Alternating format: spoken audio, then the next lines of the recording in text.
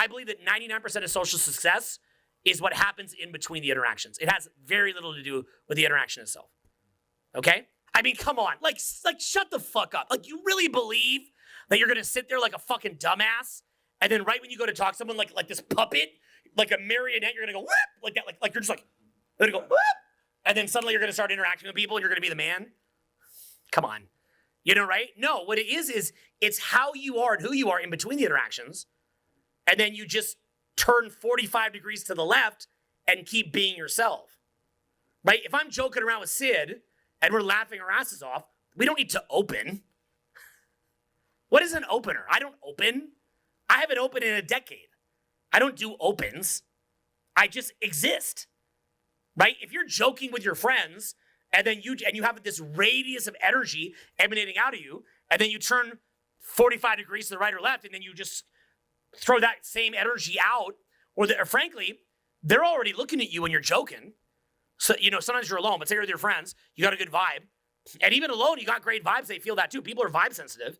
And then you just turn it a bit to the side, and then you just kind of make the slightest comment. You don't need to carry the interaction in a lot of cases. They have wanted the opportunity to talk to you because you're the coolest guy there. So they're like, oh, I wish that cool guy would come talk to me. And now you gave them a chance, and then they're going to pursue it in many cases. They don't want some creep going around like a slug, perking up, and then going to say hi. By the way, I don't do public speaking. I haven't done a speech in a decade. I mean, does this really look like a speech? I'm not doing a speech. Here's what a speech looks like. Hello, everyone. I am here to discuss the prefrontal cortex and that you are a retard. Hello. It is my belief that we, as people, are retarded. And that with that knowledge, we can achieve the infinite. Right? That is a speech, right? I don't do speech. This is fucking me. Okay? People meet me, they're like, that's you. Right? Sometimes I have, what's the word for that? It's like parasympathetic when you're relaxing. Like, what are the different nervous system? It's, what's the fight or flight one? That's the sympathetic, and then parasympathetic, you relax. Okay, so there's basically two me. There's me in the spa, because I'm not going to talk like this fucking spa. They're going to kill me. Right? I'm there to relax and detox and chill. Right? That's letting the engine cool. That's the letting the engine cool. Hey, what's up? Like, that'd be like, give me a sec. Hey, guys. It's parasympathetic Owen. Pretty cool. Basically, I become Cartman. It's pretty cool. I don't know. That's like what I do chill, right? Okay. I guess I could do a speech like that, but wouldn't want to do 8 hours of that. Maybe some of you guys would. Maybe if I talk like this. Do you feel any tingles? Ah, yeah. Talk to me later, baby. Okay, right? So it's like I could do that, right? But that you can't even hear me in the back of the fucking room, right? So if I'm here, just raise my voice a little bit. I'm probably not as loud as this. People that don't realize there's no speakers here, right? I'm not as loud as this, but I'm kind of as loud as this, especially in a venue with competing stimulus and noise and a DJ. So I don't need to open. Do you guys see the way that I joke around yesterday? Do I need to have a routine? I can free associate off whatever. You've got to make what you're saying interesting by your tone. By your tone. You've got to be able to make the word tone interesting. Your tone. Do that. Say that back to me, all you guys. Your tone. Do it. Make it sound like on some pimp shit. Your tone. Your tone. Your tone. Try even just doing that. Try just talking to someone and go, and just go, your tone. Your tone. That alone. Yeah. Hey, your tone. Hey, your tone. Like, now, obviously in a seminar environment, that's one thing. But in a club environment where everybody's laughing and dancing and going crazy, they just start laughing. The tone, right? Hey, no. It's just in your tone. No. Ah, no what? You know what? No, I don't. Your tone. What's my tone? No. Right? You just loop. Like, you don't need to have anything ready. It's just the way you talk, just having a little bit of spicy in there, okay? It's spicy. You could even open that. Spicy. I'm spicy? Spicy. What does that mean I'm spicy? Your tone. Huh? No. All right. Could I open with that? All day. In a wheelchair. So, so the thing is like, it's just who you are, right? That's who you are. You don't open. You don't do a speech. You are you. Okay, it's not, this is me when I'm alone, wanky time, across the keyboard. Yeah, wanky time, right? I'm a wanky man. Woo, woo. I'm a little slug. I don't want to add value. I just want wanky time, right? Come on. I don't want to add energy. I want to take energy. And I can't get energy, but my laptop has energy. It's wanky time. Cha, cha, cha, cha, cha, cha, cha, cha. I'm a grower, not a shower, y'all. I said that yesterday. Right? Yeah. Okay? So, okay, sorry, I'm done. Okay. It's done. Okay. So, the pro-fat movement. So, like, right? But that's like, you don't want to add any energy, right? Like, I just want to take. You know what I want?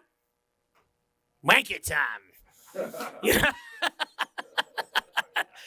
But with you, I want wanky time with you. That could totally open my. I want wanky time with you. Wanky. Right? So, I don't know what I'm saying. I'm shifting to club headspace. Owen now. That'll make no sense for hours. So, yeah, hours, right? People come up to me, like, literally, they see me in a club, like, oh, I saw your interesting dissertation about the spiritual thing in the Bible. I'm like, wanky time. They're like, yes, but I'm like, baby. They're like, this guy's crazy. No, bro. We're in the club. Come on, man. Taking down my vibe. Right? It's a funny thing, too, when you do instruction in social skills, the hardest, the last piece that comes for every instructor, not just me, but every instructor, anybody can be good at coaching and anybody can be good at getting in a flow state and getting funny. The hardest part with coaching is the shifting of gears. That took me years to get down. You guys see how I can slip in and out of it? Right? Wanky time. Hello. The tone. Hi there. Right? I can like go back and forth.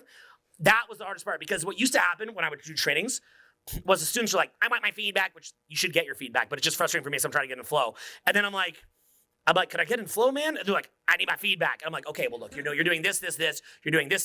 That's causing this. This is the cause and effect to this. If this, then this. If this, then this. If this, then this. If this, then this. This caused this. This caused this. This caused this. And they're like, okay, cool. Now you demonstrate it. Right? And I'm like, then I go up to someone I want to talk. I'm like, well, then this, then this. And they're just like, right? Because they don't want the logic. So it was very hard for me to shift. I was like, so I would, back in the day, I'd make a rule. I'd say, look, I'll do half of the night coaching you, and then I need half the night to get in my rhythm, please. It's like talk about wanky time, right? You can't just go, come, right? It takes a minute to get it going, right? You can't just go so what the students were in effect asking me to do is just go, come. Like, let me see you come. You're like, okay, come. No, you need a minute to shift gears, right? By the way, masturbation is a great metaphor for socializing and taking a shit. Because I'll tell you why. I'm not joking. I mean, I'm joking, but I'm not joking. Jerking off's a great lesson for social skills. Here's why. And for inner game. Great lessons. See, Sid, maybe I'll convince you. So Sid is no-fap, I'm pro-fap, okay? So, yeah, he can't believe I'm no-fap. He can't believe I'm pro-fap. He'll give you the no-fap, I'll give you the pro-fap. You can make your choice. We'll vote, okay? So, I'm pro-fap because basically if you can have gay sex with your own hand until you come, that is phenomenal state control. Every single one of you in here is an expert in state control. Do you realize that? You can have gay autoerotic sex with your own hand till you ejaculate. And you tell me you have a depression problem? Oh, no. No, you just need to learn how to take that wanky time and put that on a regular time. Okay? Because if you can do gay, because you're a man, right? Now, if you're gay, you're gay. But say you're a straight man. That means that you can go gay with your own gay hand, wank it, until you ejaculate. Like, you literally believe you're having sex. Like, you're like looking at, like, some video or even on your own, right? Maybe you got a little spit. Maybe you got a little hand cream. Maybe you do it dry, old school style, right? Just dry. right? And you're like, wanky time. And you're just hitting the wanky time, right? And it's like sex, sex, sex, sex, sex, sex, sex, sex, sex, sex. They're going to totally clip this, by the way. Sex, sex, sex, sex. Like, this is what they teach. This is all they teach, right? And then it comes to like, Jesus, right? So, okay, sex, sex, sex, sex. And then, oh, wanky time, no. Oh, my beanie's coming now. Oh, my God. Oh, yes. Oh, my God. Okay, that's how I do it. It's a pro-fat movement, guys. Okay? This is not a participation sport, okay? So yeah, that's what you're hearing from the other room. So so I'm gonna try that tonight for real though. So basically, if you can literally have gay sex with your own hand and then convince yourself that you're having sex, but you can't convince yourself that you're cool. Like, you can't convince yourself that you're awesome. You can't convince yourself you're the man. You can't convince yourself to believe in your dreams, but you can have gay sex with your hand? Come on, guys. Wanky time. Okay? That's what I'm telling you. Good social skills and winning's like wanky time. But it's also like taking a big shit. And the reason why that is because if you remember when you're like 5, you're trying to take a shit, and you're like, okay, I got to take a shit. And you're like, and literally you feel the shit building up, and you're like, oh man, this again, right? So you go to the toilet, and you kind of squeeze your ass, and you're pushing it, but you're squeezing your fucking ass, right? And then one day when you're 5 or 6, you're like, wait a minute. If I just relax and let go, the shit's already there, and it floods out of me. And I don't got to spend 20 minutes in here squeezing my own ass cheeks while I push. I can relax the ass cheeks. The shit is there, and it comes out. That's like public speaking. Okay? What y'all are doing is you're like, hey, everyone. Like, you're like tense, okay? You're like, hey, and then you're trying to yell over the tension. You're trying to project over the tension. You're trying to free associate. If you just relax, all that I do when I come up here, if you want to make a speech like this one, in your greatest aspiration, you just go like that, okay? Remember I said you say mask off, right? Mask off, like that, bam! See, listen how my voice sounds. Can't hear it at home because of the mic cassette. How loud is it for people at home? Bam! What's that like in the back of the room? Oh, it's loud, nice and crispy, right? Hey, crispy cream. Okay, bam. Okay, wanky time. Bam. Okay. Oh, you know it. So that's okay. That's how I shower you with the transformation. So he transformed, guys. Okay. Now we're taking a shit. Bam. I don't know how far you guys want me to go with this, but okay. So good social skills is like jerking off and like taking a shit. Okay. That's all I do. That's all I'm doing. I go out. I'm wanking it. Wanky time. And taking a massive shit. Okay? What does that feel like? In other words, state pump, state pump, state pump, state pump, state pump, state pump, state pump, state pump, state pump, state pump. Funny, funny, funny, funny, funny, funny, funny, funny. Awesome, awesome, awesome, awesome, awesome, awesome, awesome, awesome. 1,000 out of 10, 1,000 out of 10, 1,000 out of 10, 1,000 out of 10, 1,000 out of 10. Wanky, wanky, wanky, wanky. 1,000 out of 10, wanky, wanky. 1,000 out of 10, wanky, wanky. 1,000 out of 10, wanky, wanky, wanky, wanky. 1,000 out of 10, wanky, wanky, wanky, wanky. That's all I'm doing. Okay? You're making it awesome. What do you think girls are doing when they're dancing? They're celebrating each move. Here's what they've actually done. If you want to know, this like on some science shit. You want to learn on some science shit? Okay, here's what it is. Some science shit. You will never win in your life, ever, with this stuff, if you believe that you have to logically meet a certain criteria to be a 10. Never, never, never, never, never. You will not win. Because even when you're Tom Brady, Giselle dumps you. Even when you're Dr. Dre, his no-name wife dumped him. Apparently, it wasn't Dre Day that day. And the reason, and what happens is, you'll never have all your ducks in a row. Not only will you never truly have all your ducks in a row, you're waiting. Look at me. You look at me. Okay? You're waiting to celebrate your existence for something to happen. It's never coming, bro. The closest that you're going to get to that is wanky time. Okay? Truly. So when a girl's dancing and she's just moving her ass or she's fucking moving, she's actually, what she's doing, she's collapsing the gap between where she's at and celebration. Boom, collapses it. Boom, collapse it. Boom, collapse it. Boom, collapse it. That's all this is. Boom, boom, boom, boom. Dancing. 10, 10, 10, 10. Happy, happy, happy, happy. Gratitude, gratitude, gratitude, gratitude. Joy, joy, joy, joy. That's all I'm doing when I'm out. I'm just having fun. I'm not. Okay, here's the universal shit test is that there has to be a reason that you're a 10. To really be a 10, the only way to pass, not just the shit test of the moment, but the universal shit test, the great universal shit test, is needing to have a reason that you're a 10. If there's a reason, you failed the test. I just gave you the keys to the whole thing. If you can understand, if you have the eyes to see. But not only that, let me go a little bit further because I'm speaking to you within context that you know. You actually only pass the universal shit test when you transcend whether or not you are that the 0 to 10 scale. You're only what? 1 of 1. Let's say it loud. 1 of 1. Correct. Say it louder. 1 of 1. Louder. 1 of 1. Louder. 1 of 1. Okay, so in other words, if you're kind of like a funny looking dude, you're a little fugly, maybe kind of look like a dwarf, like a wanking dwarf, it's sort of weird because you're like, I don't know if that dude's like a 4 or a 10. Right? Like, if I were to go to like a girl I'm dating, I'd be like, am I a 4 or a 10?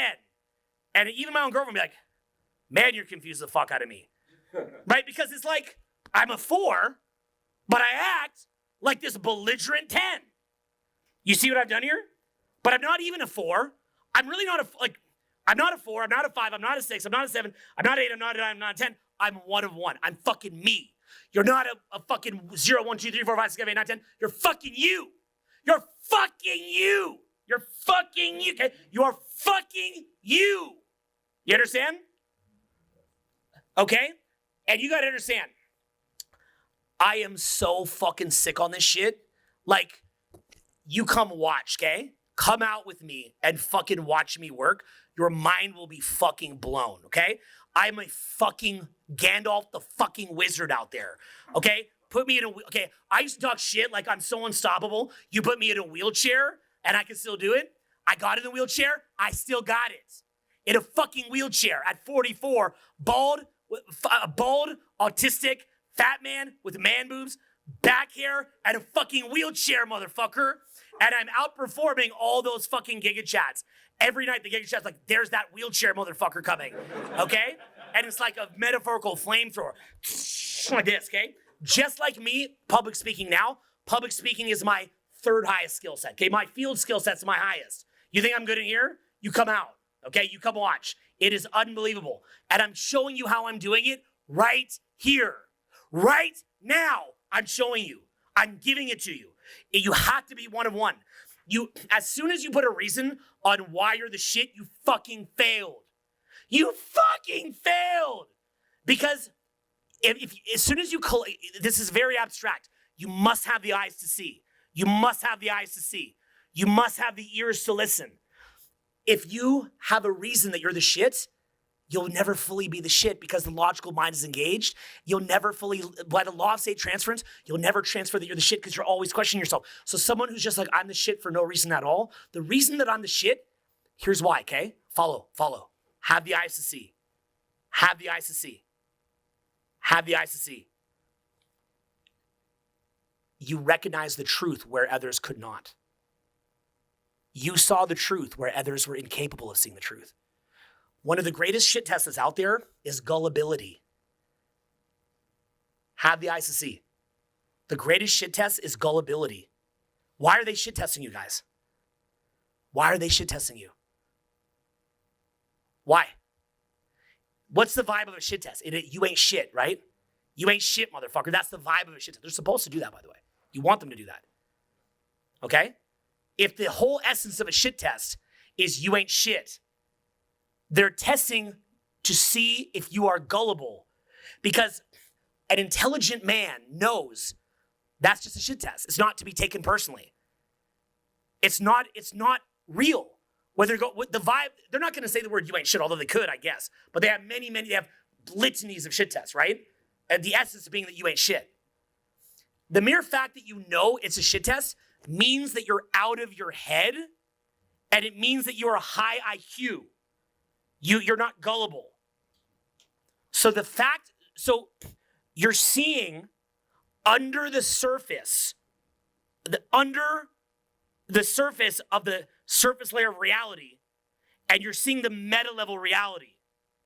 The fact that you're capable of seeing the meta level reality puts you a step above all the other guys. So you're like, they look at you and they shit test you, and you go, no. You just say the word no a lot. No. But beaming out of your eyes is total joy that you know that you're the shit for no reason at all. You're the shit for no reason at all. And the fact that you knew to be the shit for no reason at all shows that you're high IQ, because you can see that the keys to the whole kingdom is believing that you're the shit for no reason at all. That's the key to the whole kingdom. That whole thing that you see of, and I like a lot of these guys, they're hilarious, I learn from them, but Bugatti, muscles, money, that is them trying to have what's called, they're awesome guys, they're great, they do good things, but that one little, no one is perfect, that one little thing they misunderstand. You do not need to be 6'5". I've seen some of these guys in podcasts where they're answering questions, they're like, what would you do if you're short? And these guys are so bought in their own bullshit, they're like, geez, that'd be terrible. Don't give up, you'll get something. Like, that's your answer, bro? Shows that they don't teach in field, right? They don't teach in field. So they live in their world, and they don't really teach in field, so they don't know. They don't have the eyes to see. These are really smart guys, by the way, that have the eyes to see many other things. They actually see a lot. They see far more than most people. But that one area, that one little area, just that one area, just that one. They get a lot of other stuff, but just that one, they don't get it. It's not about achieving a certain amount of money. It's not about achieving a certain look. It's about achieving giving yourself that fucking love for no reason at all. That is what makes you the shit. It has to be for no reason at all. And then from there, you have so much energy because you're so tapped into your higher self that energy flows through you and the cup runneth over. Believing that if you loved yourself, that you would not be motivated comes from a scarcity-based paradigm. My kids love themselves and okay, Dylan, as of now, could change. I can't control his life. As of now, my son Dylan goes to the top school in his district, only attends school half the year, and is the top student in that district. Doesn't have to study. Works, he comes back to piles of homework, sits his ass down, doesn't complain, knocks it out. Genius. Why? Because he's tapped in. He's right tapped in. He's in non-resistance. He loves himself. He just goes to work. He's never upset. He's happy. You ever seen videos of Dylan just running seminars? He can run seminars, guys. I don't even need to run this seminar. My 11-year-old can run the seminar. And he wasn't trained. I didn't even train for this. What you're seeing here is this is not training. You can't train for this. What I'm doing here is a state of mind that you evolve into. And then now you can public speak. You can just public speak. So it's not a technique. Because everything that you're doing, if you're trying to replicate what I'm doing from an outer perspective, is you're clenching your ass. You're clenching your ass and trying to push out the shit. If I were to do it that way, my voice would go out within a minute. You know why? Because I'm running a lot of electricity through the pipes. You guys see that? Do you see how much electricity I'm running? At home, they can't see it. You got to be at the event. How much different is it being here than watching on your phone or on a laptop? Amazing. How much different? Amazing. Yeah, but they don't get it. They don't get it. They're just like, this guy yells. They don't get it. I'm not yelling. They don't get it. So I'm running a lot. I've got the voltage on. I'm doing that. So in order to run the voltage at this level, you've got to be in a state of non-resistance. You can't try. Likewise, to know that you're the shit for no reason at all, you don't try. Believing you need a Bugatti, this, that, the other thing, you're still trying. Okay? You have or have not paradigm. Having, they call it having, doing, being. Have or have not paradigm is these guys are like, oh, you have to be good looking, you have to be this, you have to be rich. Doing is you've got to go do something. Being is a paradigm in which you exist, in which there is very little thought involved. You just do the right things. That's a paradigm most people cannot comprehend. And it takes a while to be immersed in it. Okay? So, from that paradigm, in social interaction, what in effect what you're doing is you're just letting it flow out, and you're controlling your state. So you have very proactive state control. Say that with me, proactive state control. Proactive state control. So when I go out, what I'm doing, guys, is I am never, ever, ever, ever, ever worried about a particular interaction. Either being polite and not causing a problem for somebody. But I'm not worried about it. I am looking at the larger system. Am I taking proactive control of my state? Yes. Okay? Or am I letting it flow out? Or am I getting in the fucking way? Again, that's what I'm looking at. Then I'm saying, knowing that I'm retarded, do I have a system? Open all. Minimize time in between interactions. Every interaction is 1,000 out of 10. Find something funny to focus on. Who the fuck would have the balls to do that? Feel it in the nervous system. You tell guys, say 1,000 out of 10. Here's what they look like. They go, 1,000 out of 10. Well, what are you going through? That's like you're trying to jerk off, and you can't half-ass your jerk, right? You got to wanky. You got to go total wanky time. Okay? If you're going to go total wanky time, you're going to come. You've got to control your fucking state the way you do wanky time. If you can have gay sex with yourself till you come, I think you can control your state at a bar. But no, I can't. I can't control it. I'm sad. I can have gay sex with myself till I come and make myself believe my dick's in a vagina, but it's my gay hand. But I can't make myself happy. That makes no fucking sense. You underestimate yourself. So when I go out, it's the same thing socially. I understand that I've got to control my state. I understand that I am lazy. So I make a method that I stick to religiously. When I go out, I just run the program. I don't think about anything. I just run a little program and it does everything for me. I don't need to be like, well, okay, that person is there. Should I talk or not? What do I say? What do I do? Oh, didn't go good. I am sad. I'm sad now. I feel sad. So now I'm sad and I go to the next interaction. And because I'm sad, I carry that sad energy with me. And now I go in the next one and I feel sad. And my law of state transference, they feel sad. And they reject me again, I feel more sad. And I'm more sad. Then I do 5 more, I'm even 5x sad. Then I go home and I go on my forum and I post I'm sad. And I'm told I'm not good looking enough and that's why. Not because I lack fucking state control. I'm making everybody else sad. I have no emotional strength. I'm gullible as fuck. It's not on you. No, it's on them. It's on the bad hand you're dealt. I dealt a bad hand. I do the short straw. There is all the straws. I pull it out. I'm the short straw. Look at me, I'm the short straw. I had the hand, I pulled the bad hand. They have royal flush. I had the bad hand. I can't do it now because I got the short straw and the bad hand. And they got the long straw and the good hand. So now I go home. There's nothing I could do. Nothing in my control. I vote for the Democrat Party because I cannot control anything, and I'm sad, okay? And they told me to be sad.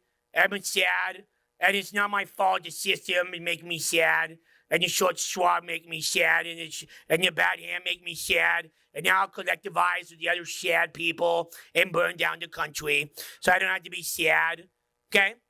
What the fuck, okay? So, now I'm sad, okay? So instead, what you do is you got to say to yourself, look, Like, I have more control than I think, okay? Your life externally is the result, in large part, of your internal life. Okay, now, by the way, I'm going to give you a wild card.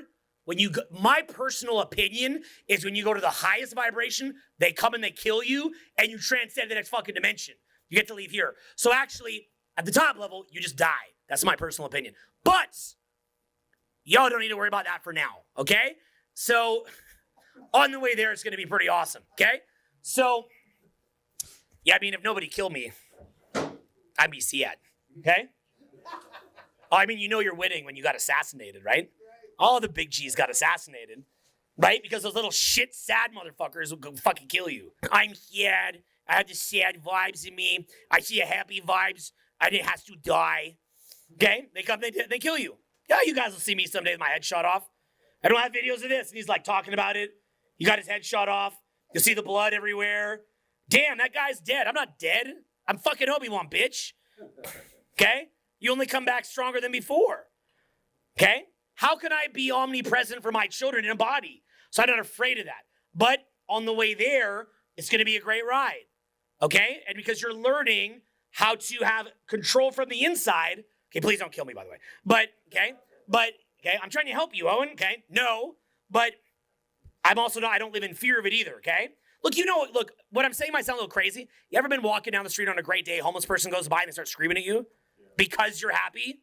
That's because a fucking demon sees God in you, and not that you're God, but God in you, and hates God. Wants to vandalize it, right?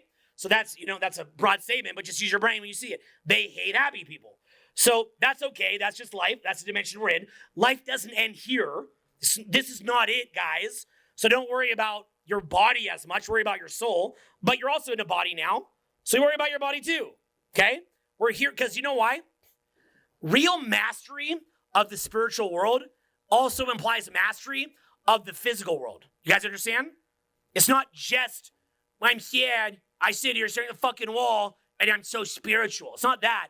Mastery of your inner world translates into mastery of your outer world. So you have degrees of control. That degree of control is everything from what we talked about earlier. You threw the phone in the fucking laundry machine or in the laundry basket and you forgot where you put it, right? So you see motherfuckers that are like, I'm spiritual. My inner God's on me. Yeah, but you dropped your phone in the laundry basket, fucker. So maybe you might want to rewind back to grade 1, master that before you try to master grade 1,000,000. So don't bypass. So what happens is we take absolute control and accountability of our own stupidity and retardation. That comes from writing things down, getting mentors, getting help, blah, blah, blah, blah, blah, blah, blah. Then what we do is we take mastery of our own inner state. That comes from things like release, not control, knowing that you're the shit for no reason at all, and that just the mere fact that you know that makes you the shit, because you're not gullible. And then what we cultivate inside ourselves manifests into the outside world. So on our journey to ultimate destruction, so that we can leave the body and go beyond. That's my personal opinion. I haven't have any proof of this. It's just what I in the same way that I look at social interactions, and I can kind of read between the lines. There's a reading of in between the lines that you get when you're living life. If you just look a little bit deeper, right? Why have all our most important figures been killed? So, things like that, right? So, but we can go to the point where we have so much and we have so much prosperity that it doesn't do it for us anymore. And we want to expand beyond the body. And the way that because we know that ultimately we're like a dandelion, right? And we know that we're going to die, right? So at a certain point, you want to go like that. And you want to take the spores and go, right? Ultimate wanky time. Spiritual wanky time, right? Spiritual wanky time. Right? Just universal cream pie. And you're just like that, right? Well, how do you do that? Wanky time. And what that means is that you give of yourself. You recognize your dying body. You go past your own ego, past your bullshit, and you go like that, and you spread that out. And that would be your children and how you raise your children, but also it's the energy that you pay forward. And as you die and you see that death is coming, you say, well, the way that I continue, like I may not continue just in this one temple, But I mean, like the example that I was given, this always fucks people up, is like, Kobe Bryant never died. Kobe Bryant is in this room. Kobe never died. I was not even sad when Kobe died. Kobe had already transcended before death. Kobe is in this room. If you're somebody who was inspired by the life of Kobe Bryant, well, then that means that Kobe's in the room right now, right? Mamba mentality, so to speak. That's the retail version of what he is. I used to go to every Lakers game I could. I would sit as close to the front row as I could. Every game Kobe was playing. I'd even be on the road on tour. And if he was playing in a visiting city, I'd go see him, right? I wasn't there, so I'm like, yo, I bleed purple and gold, yo, woo! Okay, that wasn't me like that. I saw that he was a transcendent figure. Kobe was clearly a transcendent figure. You know why Kobe died at age 40, right? Why? His mission was complete. He was done. He was ready to go to the next thing. God didn't want to keep him around like, now you can coach girls basketball. Now you can like make a cartoon. Okay? Even though it's cool, right? It would have been nice because Kobe, you got to understand, that dude is on such another level that even that, and he's trying to make that make sense as best he can, even that was not enough, right? That guy's on the fast track. All of us are going at a different speed, and there's no rush, and it's not a competition. He just, for whatever reason, he's on the fast track. So he finished. That's my personal opinion. I'm just giving you my opinion here, okay? Now, so that is why when I say things like, don't try to spiritually bypass basic level shit. I learned how to become present. I learned how to control my state via building social skills, via building a business. I didn't learn it staring at a fucking wall, but I'll give you 20 minutes a day staring at the wall to give context, to remind my brain what presence is. But I learned that through life. You're not put here on this earth to avoid the experience. You are given the ability to have that experience so that you can learn deeper lessons. Do not resist the lesson. Look, one thing I'm very, very proud of, okay? This is a comminuted fracture, tibial plateau with a tib-fib break, also comminuted. Comminuted tib-fib, comminuted tibial plateau, knee joint's a mess, vicious injury, ski injury. The people that were taking me in the ambulance, some of us are crying. They saw what had happened. They cried for me. It's bad, okay? I can honestly say, and maybe I won't be like this someday. We all have our limit, right? I'm not saying I don't have a limit. But on that day, I didn't, even though maybe someday I will. And I stayed completely present. I joked with them the whole time. I put a smile on their face. I asked them how they're doing.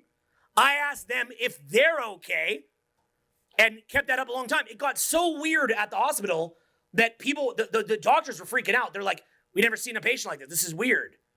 Now, look, if you need some painkillers, take your painkillers. I'm not trying to torture you. That's fine too. But I've kind of worked my way up to this. Like I put in the reps. So I'm like, well, wait a minute, I'm being tested. So can I stay present? Later, after surgery, man, the pain got so bad I hit my bandwidth. So, we all hit our bandwidth. I felt pain like I've never felt. It's like Dune, the movie Dune, puts his hand in the pain box, right? And I felt pain like that for about a week. And it was pretty rough. And that showed me what real blackout, like pain that makes you pass out. Interesting stuff. But I never regretted it because it taught me a valuable lesson. We gained inner strength. Like those hours that I just spent breathing through that's like Vipassana meditation times 100. Because you're like sitting there all day. And by the way, you guys know I like my dark rooms and get my nice sleep. They wake me up every half hour, like, how are you doing? I'm like, could I please sleep? They're like, we have to check on your vitals. So you're trying to heal for a week, you can't even sleep. Beep, beep, beep, lights are on, all these screens are on. I mean, place of healing. They did a great job. I'm grateful, but I think we go a little beyond that paradigm. So I stayed congruent. I've stayed congruent under these situations. Now, I'll have my breaking point too, right? We all do. I'm not trying to be fucking Superman here. What I'm saying is that you want to pursue greatness within the capacity of non-resistance to external circumstance, not relying on external circumstance, not relying on a reason that you're the shit, but finding that inside yourself. That's a test. Every single bad thing that happens, if you stay present through it, is a pole vault into the next paradigm, okay? An example that I've given before, I'll tell you a story I had, okay? So I was sitting in Seattle, and I was doing a video at Cary Park, and it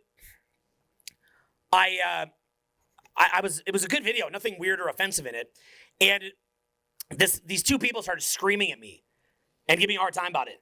And it kind of fucked my flow up.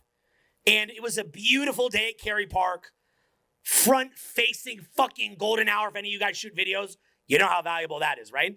When the sun's in your face and golden hour, and it's the Pacific Northwest, so it's always gray, and the buildings are shimmering, and the whole year of fucking nonstop brutal rain has now erupted in a green explosion, and the sun is on it, and it's stunning, and it's a great fucking day, and I'm there shooting a fucking video, and I let them fuck up my video. And I just said, I'll just go home. I'll shoot this thing later. I went home. I said, what kind of bitch am I? Fuck them. Fuck them. Right? They're trying to put negative energy in me. And it was a nice day, so I kind of let it in. So the next day, I went out, and I'm like, I don't care who fucks with me. I'm doing a killer fucking video. Anyone fucks with me today, I do a killer fucking video. I go to Cary Park, no problems. Went to Pike Street Market, shot, no problems. Went down to the waterfront in Seattle, if you guys know where that is, where that wheel thing is. I'm shooting there, and I've done some great, this was older when I used to put my field work in the videos. I had some amazing field work I want to put in the video that I've been shooting all weekend. Then I had, the video was like cracking. And I'm real proud of it. So right as the sun is going down, like this, it's like the video is coming to its conclusion as the sun is going down. It's like fucking artistic fucking perfection, right? And it's like coming down. I'm about 17, I remember this shit, I'm about 17-ish minutes in to the conclusion. I got about 1 minute left on it. I bounce back, about to get the video that I want. And then, of course, this dipshit fucking security guard making 13 cents an hour comes up and goes, excuse me, you can't be down here. I'm sad. Yes, this video that hundreds of thousands of people will watch. It's not as important. Yeah, I'm sad. I have a joint to smoke and American Idol to watch and a craft dinner to eat back at home. And all day I live in fucking pain and I hate my fucking life. And I just want to go home. So I'm going to ruin all your work. Even though I can see how hard you work, I never worked hard before, so I can't relate. And I want to go home. Fuck your shit. I'm going home. You got to stop. Holy shit, I was fucking pissed, right? I'm like, no, it's happening again. Not again.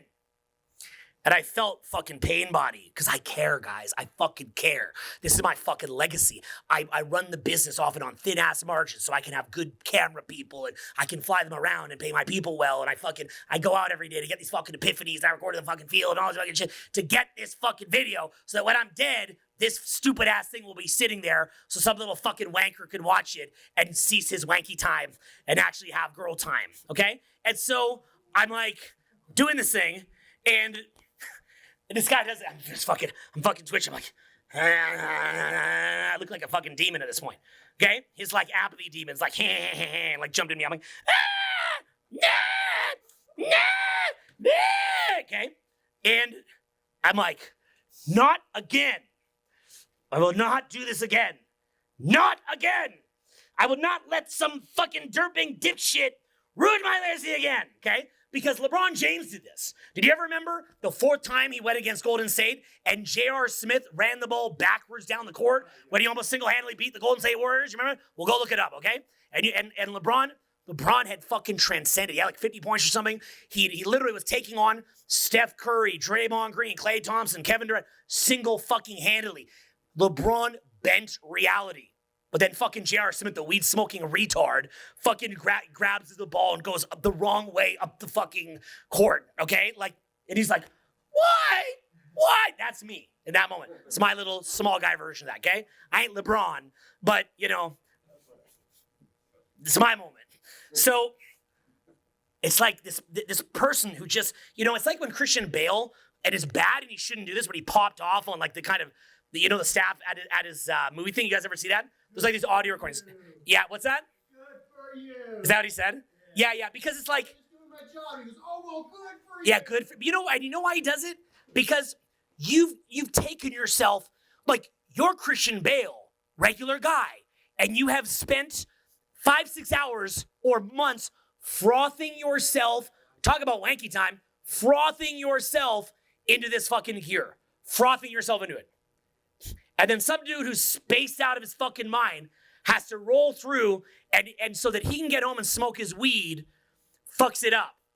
And it's like it's like apathy is Satan, and it's like Satan has emerged through this apathetic weed smoker who just wants to go home. And you're like, can you let me make history for these millions of people that would appreciate it? No, I had to go home, so you get mad. So you want to know the conclusion of the story? I breathed through it. I fully accepted that this was a test. I just accepted it. I accepted the universal shit test. The universal shit test that I need external circumstance to be in my favor to think life is the shit. So that shit test goes beyond you being the shit. The universal shit test is that you don't believe that life is the shit. So I went inside myself, and look, this is a small, you guys might be like, dude, this is a lot of drama for a video, but it's my journey. You have your journey. Everybody here has their journey. The growth is in the little things. It's not necessarily in some big Hollywood moment. The Hollywood moment is in the little things, in your journey, your battle, your fight with yourself. Like Kendrick said about Drake lately, it's a lifelong battle with yourself. But that's true. So I breathed through it. And the best way I could describe it is I just felt myself almost like, you ever read like Reality Transurfing by Vadim Zeland? It's like different layers of energetic reality. I just felt that energetic layer of reality just go like that. And I got high. I got so fucking high. I felt like I was on cloud nine. I was like, what, like waves of euphoria. It's like the fucking galaxy opened up. And I realized I passed the test. Whether this guy ruins my video or not, I'm alive. I'm fucking alive. This is a great fucking day. So I didn't let it ruin my day. And I literally felt, you will feel yourself rip into another layer of reality. You will feel it. Where suddenly life is easier for you. Okay? Now, if you've seen a lot of my field work, it's a lot of this hardcore stunting and flossing, if you've ever watched. It's a lot of like, you ever seen shit like me opening without even talking? You seen all this stuff? Or like across the street, surrounded by 6 dudes. Hey! Boom, it's on, right? Fast. Easy, okay? Same as me giving energy in here. Easy. Energy. So what's happening is you're operating in a different gear. And in that gear, here's the two commonalities. Number one, repeat after me. You're at the cause, not the effect. Say that. Not the cause, not the effect. Great. Number two, life is easy. Say that. Life is easy. And to add to that same concept, non-resistance. Non-resistance. Merge into life.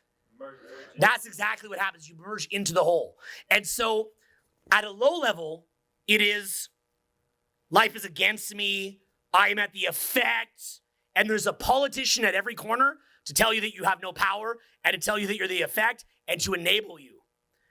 At a high level, you are at the cause, not the effect. Also, at a low level, everything's hard. Everything's set against me. Everything is difficult. Everything is so hard.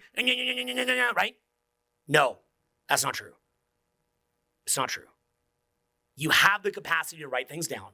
You have the capacity to build systems. You have the capacity to set fucking alarms. You have the capacity to fucking mentor. You have the capacity to build a fucking mastermind group. You have the capacity to find your fucking niche. You have the capacity to go and approach people. You have the capacity to go travel. You have the capacity to do what you want to do. It is inside you. You have that capacity. But you've got to embrace your power. You must embrace your power. But when you embrace your power, it's not this hard thing. It's wanky time. It's taking a shit. You're going, I'm squeezing. Come on, Big Daddy. I'm squeezing this shit. And it ain't coming. My ass, it hurts. It's hard. No. My son. I'd say this to my own son. My son. I love you so much. And the great wisdom from father to son is, relax your asshole. The shit is, and the shit comes, and the shit flows. The shit flows. There is unlimited shit. Relax your asshole, and the shit shall emerge. The shit is transcendent. It will emerge. The shit is there. It's all there. Just relax, and it will come out. As we have the manifest world and the unmanifest world, the seen world, the unseen world. Look, the shit is in all of us here. Collectively, in all of our colons here in this room, there is pounds of shit. And then we release it, and the shit becomes manifest. Imagine it as an exercise. Here today, we all took a big shit and saw all the abundance of shit. And then we did wanky time onto the shit. And that would be called the wanky shit demon on YouTube. That's a real cartoon. You can look that up. You could make the wanky shit demon, the real life wanky shit demon right here today with the power of abundance, right? That's the wisdom to my son. Become the wanky shit demon, okay? You too can be the wanky shit demon. And what would happen is you would just realize I control my state and I relax. That is all that going out is. Control your fucking state and relax, and it will come out. And you have control, and the way that you control your state is all of these little small things. Welcome. All these little small things. There's a nice little seat right back there on the left.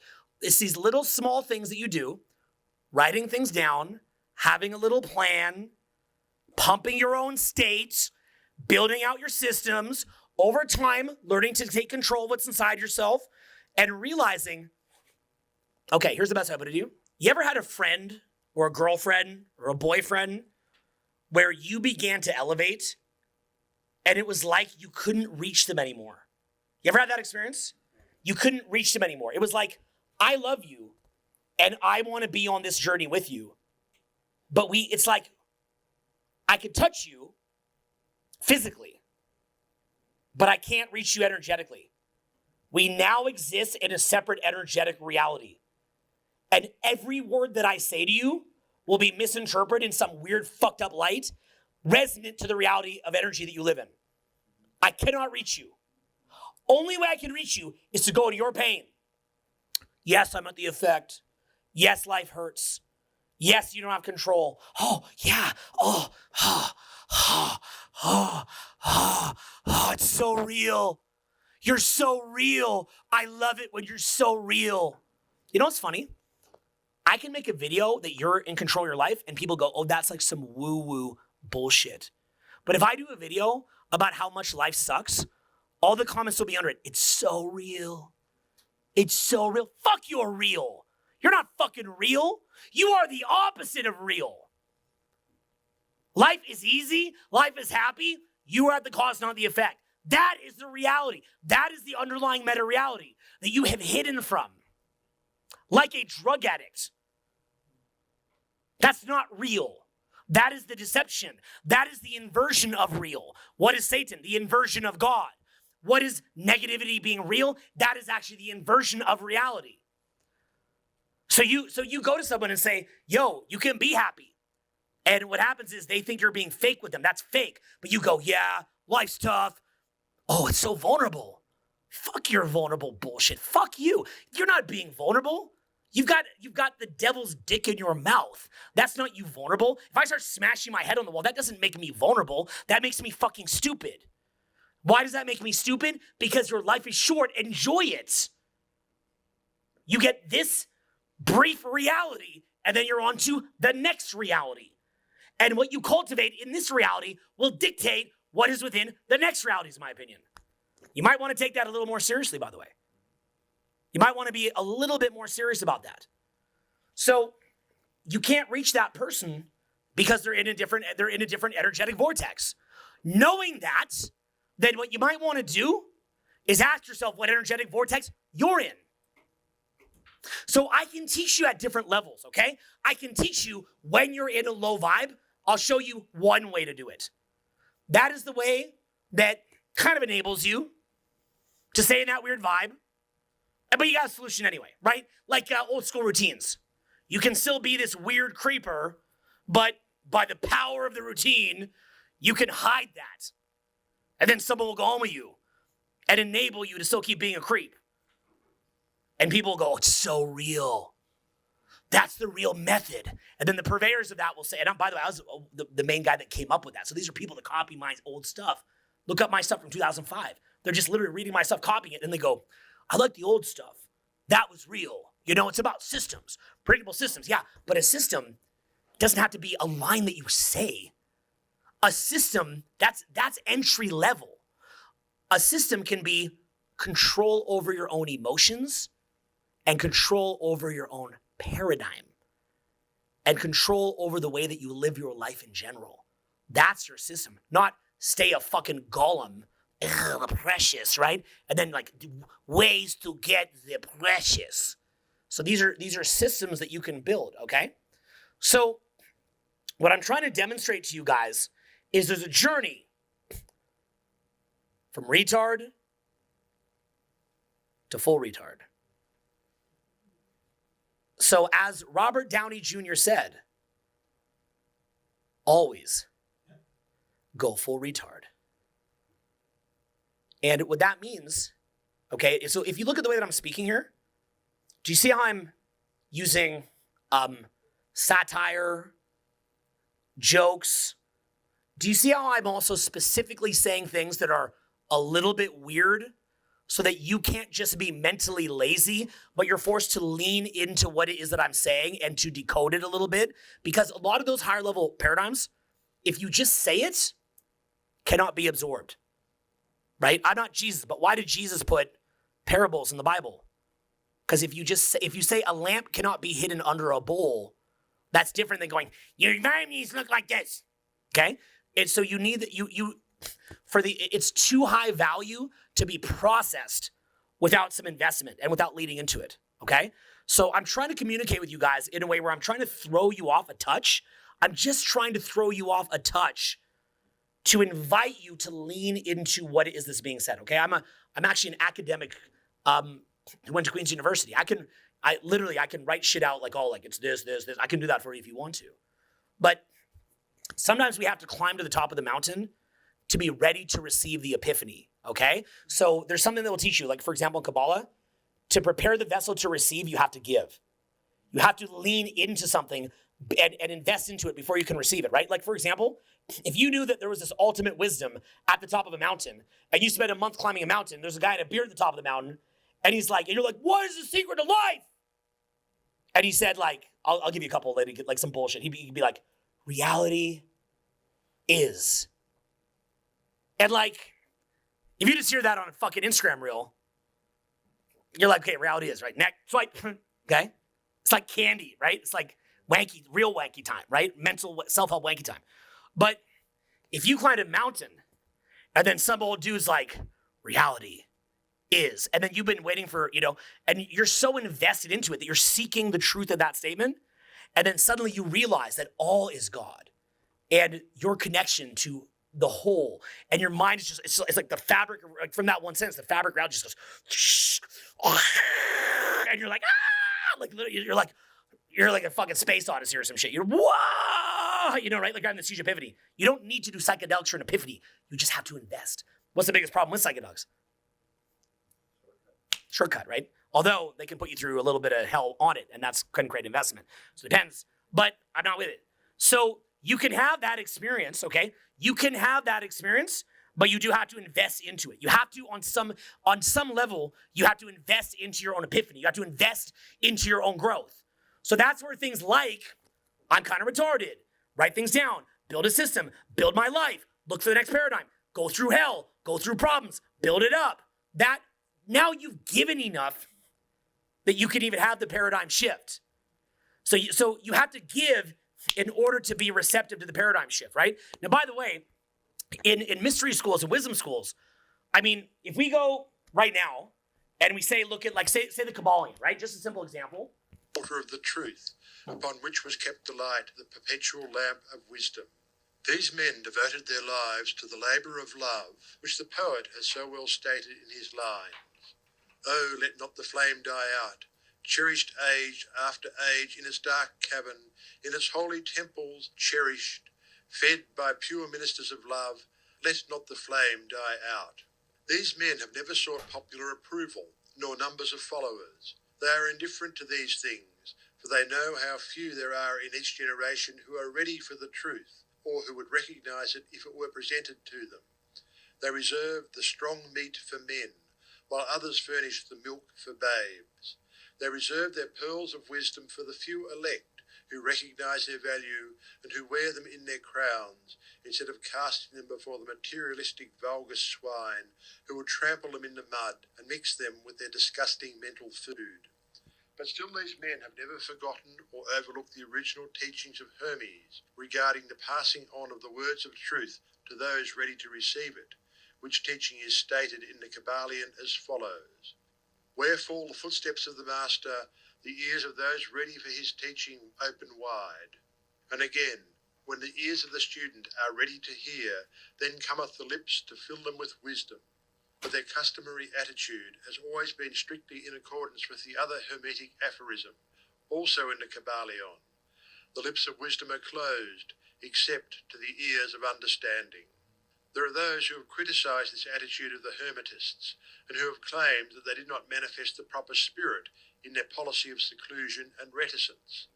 But a moment's glance back over the pages of history will show the wisdom of the masters, who knew the folly of attempting to teach to the world that which it was neither willing nor ready to receive. The Hermetists have never sought to be martyrs, and have instead sat silently aside with a pitying smile on their closed lips. Pitying smile. While the heathen raged noisily about them, in their customary amusement of putting to death and torture the honest but misguided enthusiasts who imagined that they could force upon a race of barbarians the truth capable of being understood only by the elect who had advanced along the path. And the spirit of persecution has not as yet died out in the land. There are certain Hermetic teachings which, if publicly promulgated, would bring down upon the teachers a great cry of scorn and revilement from the multitude, who would again raise the cry of, "Crucify, crucify." What he's saying there is the masses are vulgar and disgusting. They eat disgusting mental food, and you try to show them something different, they will kill you. That's it. So, for somebody to see the truth, and I'm not saying I'm not claiming I have the fucking truth, okay? I'm saying that colloquially. You have to have invested into it, and you have to fucking want it, okay? So this is why it is, okay, if you've ever seen people analyzing me, they're like, let's look at RSD's marketing. I'm like, I am chasing Moby Dick, bitch. Do you understand? Okay? I am Captain fucking Ahab chasing Moby Dick. I am a psycho on a furious, self-destructive pursuit of knowledge, ready to die for it. Okay? Ready to take any amount of pain for it. I don't care about your money, your mental food, your vulgar shit. Okay? I've lived in an $80,000 a month mansion. I've dated Playboy Playmates, Miss USA contestants, fucking you name it. Okay? I've been there. I own $2 million in jackets, millions of dollars in jewelry. I fucking traveled all over the place. I stayed in 5-star hotels. I don't give a fuck.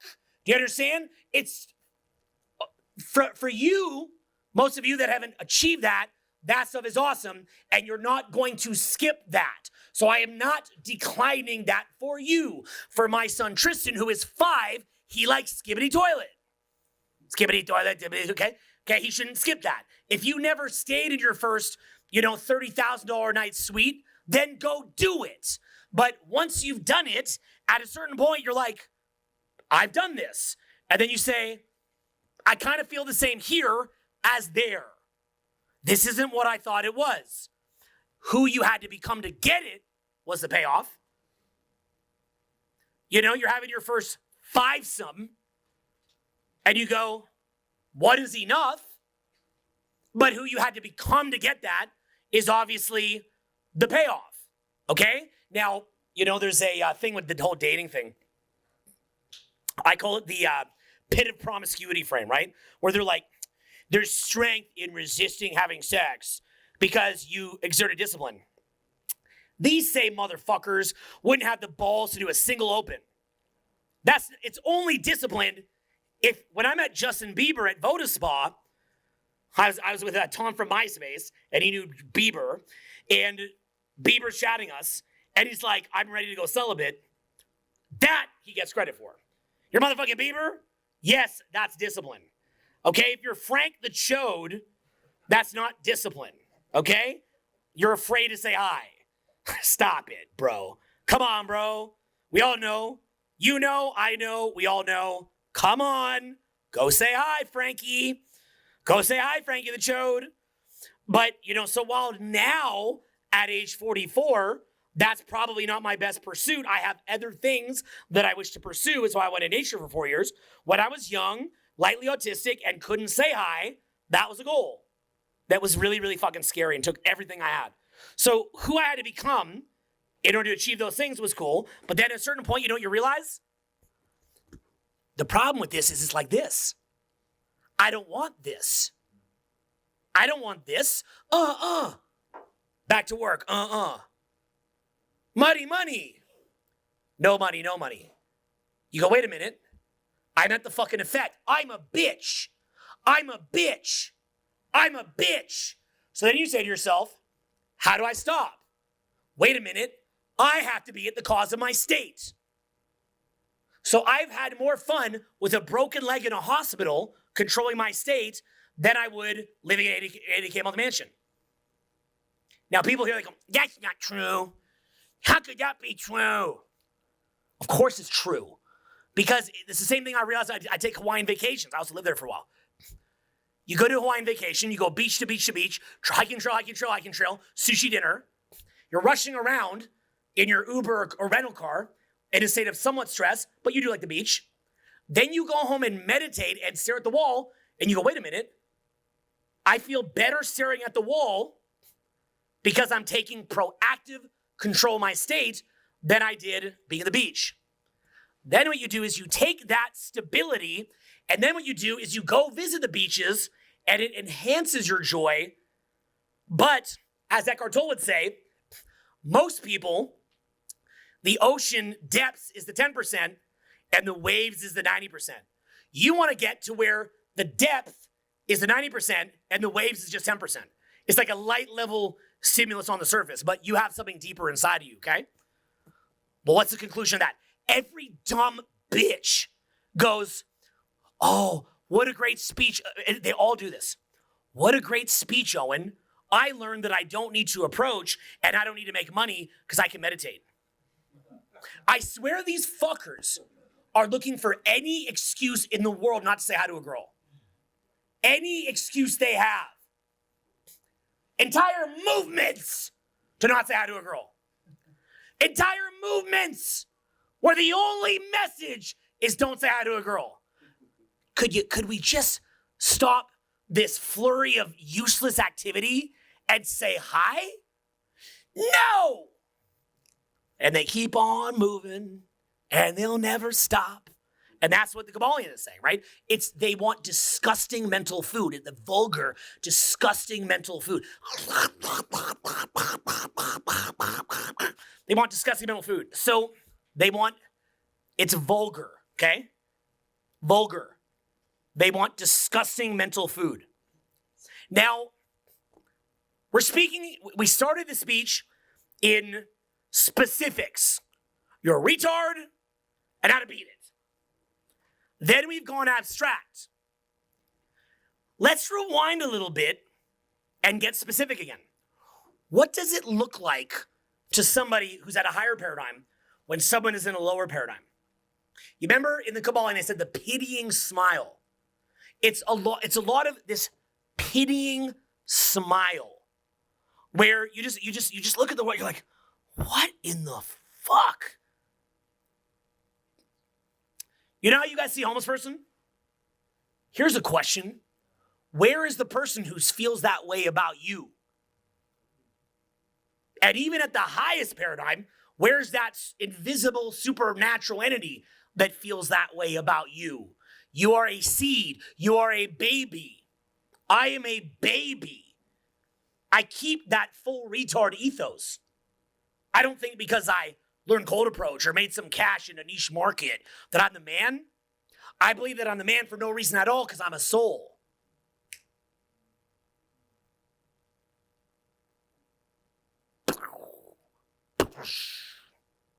That's why.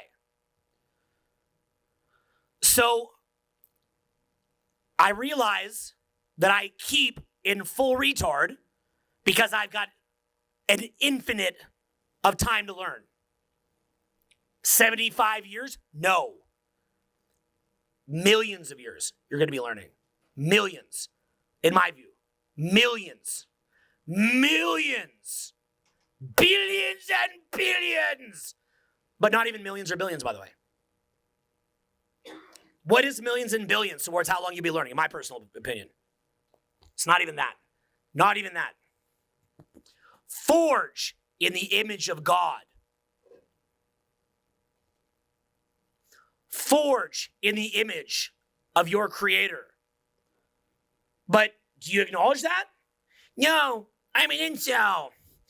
I'm a homeless. I'm a Democrat. I think things are hard. I got a lot of problems with the Republican Party too. I'm being clown. Okay, so like, yeah, I'm just literally clowning. So it's like, I just think it's funny to make a petty political comment in the middle of a high-level speech. It's funny to me. So, Democrat, okay? So it's like, Kamala Harris, diversity hire. So, okay? Didn't we deserve to have a first? Like, I would fucking kill to have a great female president and vice president. Wouldn't you guys? How awesome would that be to have a great first female president? I would love to have that. But why do we have to? It's like, with Kamala, that's like you got your virginity and you're saving your virginity for the right person, and then you just bang the fucking janitor that gives you chlamydia. You know what I'm saying, right? I would do anything to get a great first female president. You know, right? And it's like, it's you? She's like, that's right, everyone. It's me. Fuck. Okay? Come on, guys. Is this the best we have? To be fair, you know, on the med, it's not much better. So I'm just tripping, okay? Anyway, so, all right. Now, let's bring it back down to earth. Here's what it looks like, okay? It looks like the person is you ever see these like weird movies where humans resort to cannibalism and they start eating other humans and their fucking skin starts rotting off and shit? That's what it looks like. That's what you look like. You look like you're shit eating. You look like you're picking up logs of fucking shit and eating it. And the shit is infusing you, and you're just a shit eater. You're a poop eater, okay? Now, what does that mean, a shit eater? At the lowest level, it's somebody who gains energy from gossip and talking shit on other people. So what they are doing is they're blocking out their connection to God by saying, I am superior to my fellow man relationally. But of course, if you have the Spirit of God within you and your neighbor has the Spirit of God within you, then you are part them.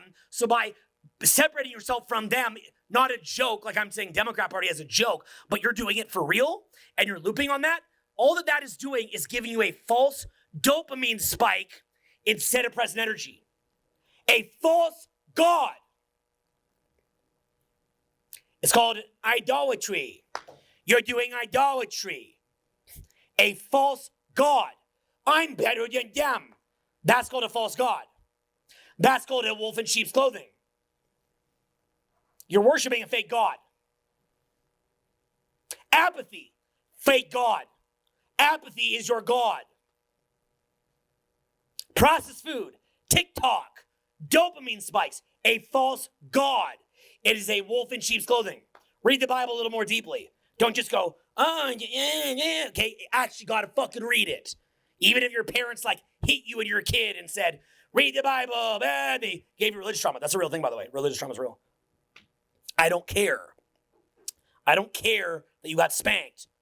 Read for yourself, not with the way your parents told you to, okay? It is a false God. So then what happens is if you're always being infused with shit, then you are shit. And you want more shit. Okay, it's like a pig rolling in shit, eating shit. And what happens is that your digestion system remodifies itself to fuel off that. It's like how someone's a vegetarian, they eat meat, it would make them sick. Someone's a meat eater, maybe they eat vegetables, something would make them sick, right? Your system is built to digest certain energy. You're fueled off of that. I have a buddy, brilliant guy. Brilliant fucking guy, but totally operating off hate. And I sit there, I say, do not operate off hate. This will cost you your soul. And because he's very, very driven, he doesn't know how to operate from love. So he's like, stop it, please. Like you can see, he's like, stop, you need to stop. Because he's afraid that if I took him off hate, he'll go into apathy and he'll just stop. He'd lose the motivation. You ever feel that way? Oh, but if I wasn't comparing myself to others, I'd just stop. You ever heard some people say that? If I just compared myself to others, I'd just stop. You're shit eater. You digest shit. Okay? So in order to get the fine coca, okay, you want the coca? You need the fine coca, okay? The cocaina, not this like fentanyl, okay? Not like the chalk in it, the real coca, okay? You want the pure coca. That means that you've got to be able to see reality without filter. You've got to be able to look, don't ever do this literally, metaphorically, look directly into the sun without the fucking sunglasses on. What we're doing is we're looking at the sun via shades. And what's happening is we're too, we can't just see reality as it is. So we need to live in a city with like, oh, he has a suit, and then he works at a job, and he has a car, and he has this many followers, right? To see reality. Go to Alaska or Montana or here in Colorado, you're all set. And go in the fucking forest and sit out there with your fucking thoughts and just stare at reality unfiltered. Stare at it and fucking scream. Just look at, oh, fuck. This is real, okay? Look, I'm going to be level with you. Even some of the shit like, did your girlfriend cheat on you and blah, blah, blah, because you can't accept hypergamy for what it is. You can't accept hypergamy because you can't accept what's real. So it's the exact, and you're like, I'm mad about it though, and when I hear it, I don't know what to do. What the fuck is wrong with you, man? Okay? Hypergamy is your fucking friend. What it means is that people are value responsive, just raise your value. But no. Okay? It's fucking so crazy, man. Okay? So you've got to be able to look at reality without putting on the fucking sunglasses. And what winds up happening is like, at a simple level, you know, you're doing like a cool ass party, but other people that are on this shit mental food, you can't invite them. You can't even invite them because they're transactional. They're takers. They're transactional. So as a result of them being transactional, you can't invite them. Can't invite them shit. You're thinking, oh, I'm not invited to the mansion party with the cool people and the hot girls. I'm not invited because they're elitists. That is not my experience with most people at a high level. Most people that I know at a high level are like, man, it's lonely at the top. It's fucking lonely at the top, man. Guys, how many times do I run sick-ass parties at fat cribs and I invite my regular friends and they act hella weird? They're uncomfortable there. They're not in an ecosystem that they're familiar with. It's too good. How many times have I brought people on vacations and fancy dinners? It's too good. They can't absorb it. It's too awesome. They're not even built like that. Now, I have one buddy who is in a very much taker paradigm, and I kept saying to him, you gotta do two things. You gotta laugh with me, and you gotta come skiing with me. Laugh with me all the time. Let's not be serious. Don't get serious. Laugh with me. What does laughter do? In my opinion, all those little fucking demons that are feeding off your fear and scarcity and negativity because you're attracting you have a fucking invisible fucking demon on you. When you laugh, what does that do to the demon? It can't eat it. It can't eat. So it goes away. So it's like, but that's not serious. That's not serious. We're not being so serious right now to get money. I'm about my money. I'm not about laughing. You have a demon on you. You're a fucking moron. Look at you make mistake after mistake after mistake. You're making entire webs for the demon to get food. You're picking the wrong people. You're picking the wrong jobs. You're fucking up your life to give food to the demon. Step one, remove demon. You know, you're in fucking ocean. There's some fucking parasite like sucking off you. Kill the fucking thing and get it off you. But no, I want to keep swimming. You're going to not make it. How do you get rid of a demon? Laugh. I said, the other thing is you got to come skiing with me. Why? Because when you're up in the, look, I hurt myself real good, but when you're up in the mountains, it'll heal. When you're up in the mountains and in fresh air and you can see the whole fucking world around you and there's trees and the sky's out, you're not in this fucking weird hamster cage anymore. You're not in your ego, you're in a flow. So I'm like, look, bro, how many of my friends are, everyone I know I helped turn into a fucking millionaire. My kid will probably be a millionaire by 15. So I probably wouldn't have to show them how. So just like the public speaking. So everyone around me gets paper. You know, everybody around me has a psycho amazing dating life. So you're going to get money. Just being near me, you're going to get money. Nobody who's around me doesn't get money. But I can't get you there with a fucking demon sucking on you. So, but ironically, it's that transactional state that he's in where he thinks he's being efficient, but he's actually inefficient. So what you do instead is, when you're in that mode, go up in the mountains for a bit, laugh for a little bit, get in a better mood. Get so much energy flowing through your own body that the cup runneth over. This is all biblical shit. I didn't make this up. I'm not some super genius. I just read a fucking book. The book left to you by God. But didn't read that one, huh? So I read a book. And I didn't read like a story. It's a story. Okay? It's showing you something. So the cup runneth over. What's that mean? Just tap in. Connect to the vine. Tap in. Energy flowing through you. Energy is now moving. Energy is now flowing out. Look, how do I know it's from all the cold approach? Because in the same way, you go out, stop trying to get validation, cycle the energy in your own body, energy shoots out. It's the only way I've ever seen. I've never seen people quite able to do what I do without adopting that paradigm. I've never seen it. I've never seen people able to public speak how I public speak without adopting some version of that paradigm, typically unconsciously. But they don't know what they're doing it, but they're doing it. Not everybody who does this had to learn it mechanically. Some people are natural, like my son. So a lot of that's upbringing. Another good reason to make this change, so you raise your kids proper too. Okay? There's other ways to raise your kid than like putting them in like to become drug dealers and get in fights and have it tough and no. Help them to be in a better paradigm. So in effect, what we're talking about is the extent to which you're the cause, not the effect. Do you remember the walking on water? Walking on water. What happens when he loses faith?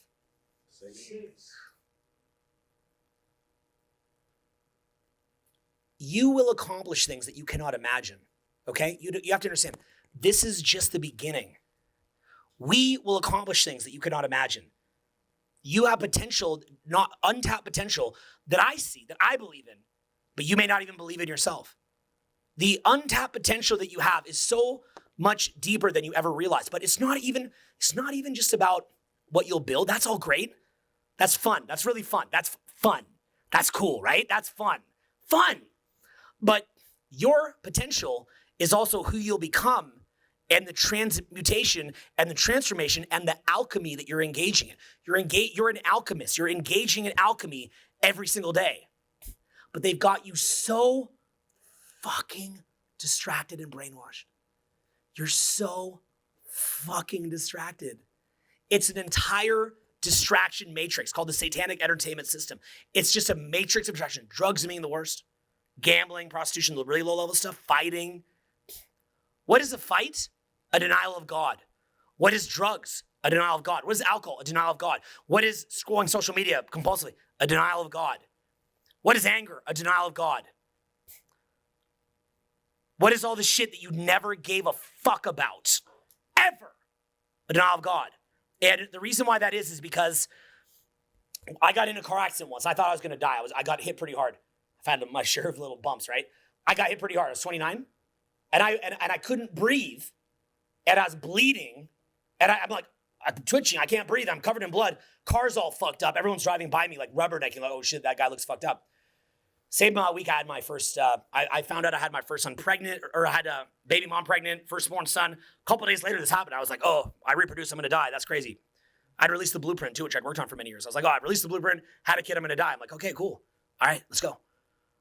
And all I could think, laying there, and I didn't die at all. That's fine, but quite dramatic. But believing that I was going to die, because I just thought that, because I couldn't move, I couldn't breathe, bleeding, car's a wreck, on the ground. I thought, oh, fuck. I got deceived. I could go through in my mind all this shit that I wasted my fucking time on, caring about comments on the internet, caring about the Neil Strauss book, or caring about people who betrayed me or pissed me off. They were under pain body. They don't know what they do, right? They don't know what they do. They are fucking tricked. I am fucking tricked. I was shown it. Okay? I was shown that. In many ways, when you go hiking, don't go hurting yourself. But if you hike way up into the mountains, right? Way up into the mountains. And, you take a step to the right, you could die. I don't want anyone here to get hurt on my, follow this video and you go hurt yourself. But I'm kind of dumb. Okay? So, up in the mountains like that, just knowing that you're going to die, it's just like a fucking laser. Like that, and you get fucking clarity. You see, oh my God, I've been so psychologically assaulted, right? It's like the devil just wants to vandalize that which is from God. And your soul, your fucking core essence is vandalized with this shit. It's the beauty that you have in you, and it's vandalized. It's vandalized by thinking, am I a 1, 2, 3, 4, 5, 6, 7, 8, 9? No, you're a soul. You're fucking beautiful. You're fucking beautiful. You're fucking beautiful. But you vandalize that with comparison. Comparison can be fine as an indicator light of where your status is and certain optionality that you have within a group or whatever. That's healthy. That's social calibration. That's fine. But when you identify that at a fucking core level, you're vandalizing yourself. Would you ever want your son or daughter to do that to themselves? What if you knew that your son or daughter was doing that to themselves? How would you feel? So the devil gets us to vandalize ourselves, and we let it in. Drugs, alcohol, hatred, gossip, distraction, anything off your purpose, fear to say hi to somebody, self-vandalism. You vandalize yourself. You take the beauty that's you and you just cut it up, right? Like one of those gang members just covered in face tattoos or something like that. Can look kind of cool, but you know what I mean? Kind of a fuckboy style. But it's in the ones that are real dark, like the MS-13 type stuff, right? What is that? It's like vandalizing God's creation, right? Is what it is. It's cancer. There's the flow, and then there's guys, pay attention. There's the flowing river, and there's a little puddle off to the side that says, I'm separate. I'm not the flow. I'm separate. I stand out. But what happens in that little puddle off to the side that separates from the flow of the moving river? Mosquitoes, slimy shit, slugs, fucking weird ass creepy shit's in there. That's why you wouldn't drink it, right? So in separation, what does it do? It becomes rank and putrid. And we see that sickness when we see, high-level mental illness in a homeless encampment or things like that, where the mind has been disconnected from flow. It's just lost. It's in a godless domain, moving towards hell, moving towards absolutely being cut off from God. No light at all. Separated from your Creator in absolute darkness. And what do we see happening societally? AI, lockdowns, social change. And if we invite that into ourselves, we can get to the point, you can see someone who's invited that in, there's nothing left of them there. There's no one home. It is the howling winds of an empty out hotel. And they just spew what the establishment tells them to spew. Their soul has been sucked out and literally eaten as food. And what's left is this empty carcass. They should be treated as humans, never harmed ever. That should never be a justification for harm someone. Always treat people as a human. But there's an empty carcass there. Never hurt anybody, okay? Someone could take that the wrong way, saying, well, then fuck them. And you have to understand, we let that happen. Those are look at me closely. Listen to me. Those are our brothers and sisters.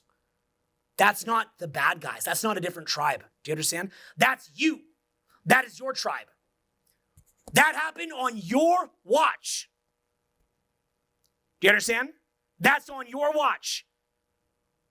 Your fellow human beings. You let that happen. That's on your watch.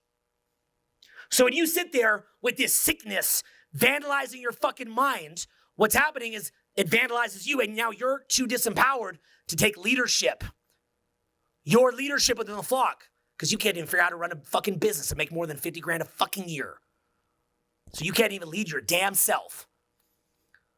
And you watch as the women in your tribe get pulled into Bumble and all this fucking Yuri Bezmenov-esque brainwashing and literally making it where they will not have children, and the birth rates plummet because they're pissed that they think Drake's going to be their husband, and then he doesn't, and they get an abortion. That's on your watch. Okay?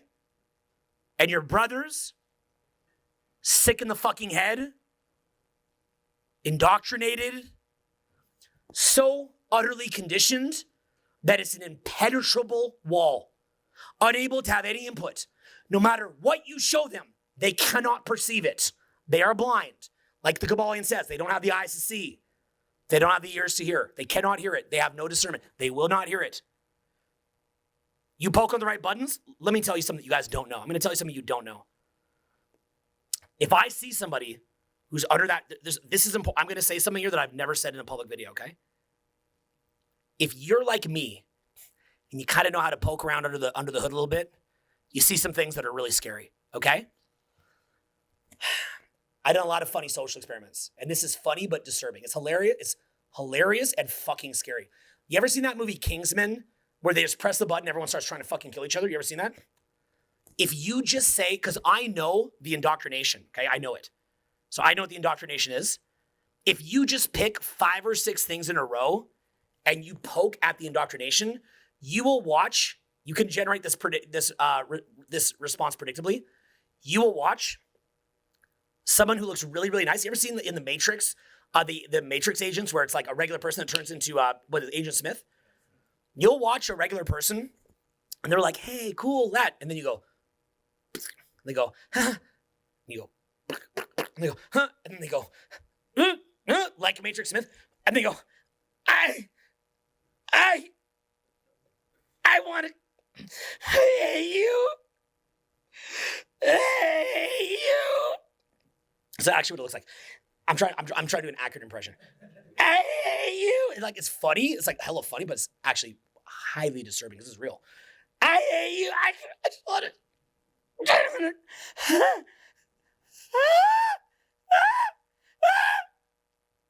I'm gonna kill you. This is real, bro. They want to kill you. Okay? I'm gonna kill you. I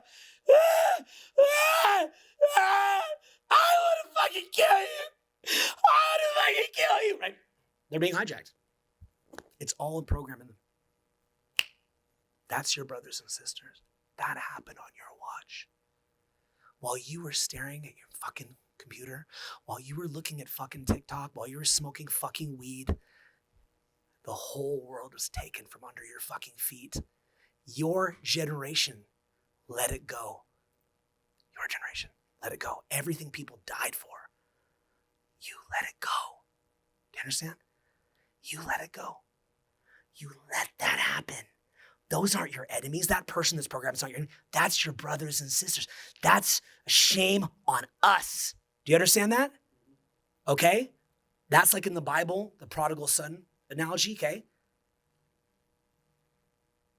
You guys remember that one? Right? So sometimes we lose a member of the family and other members of the family stay with us. But when someone comes home, that's a cause for celebration. That's a soul saved. So someone who's in that, their soul has been taken from them. It's gone. It's nowhere to be seen.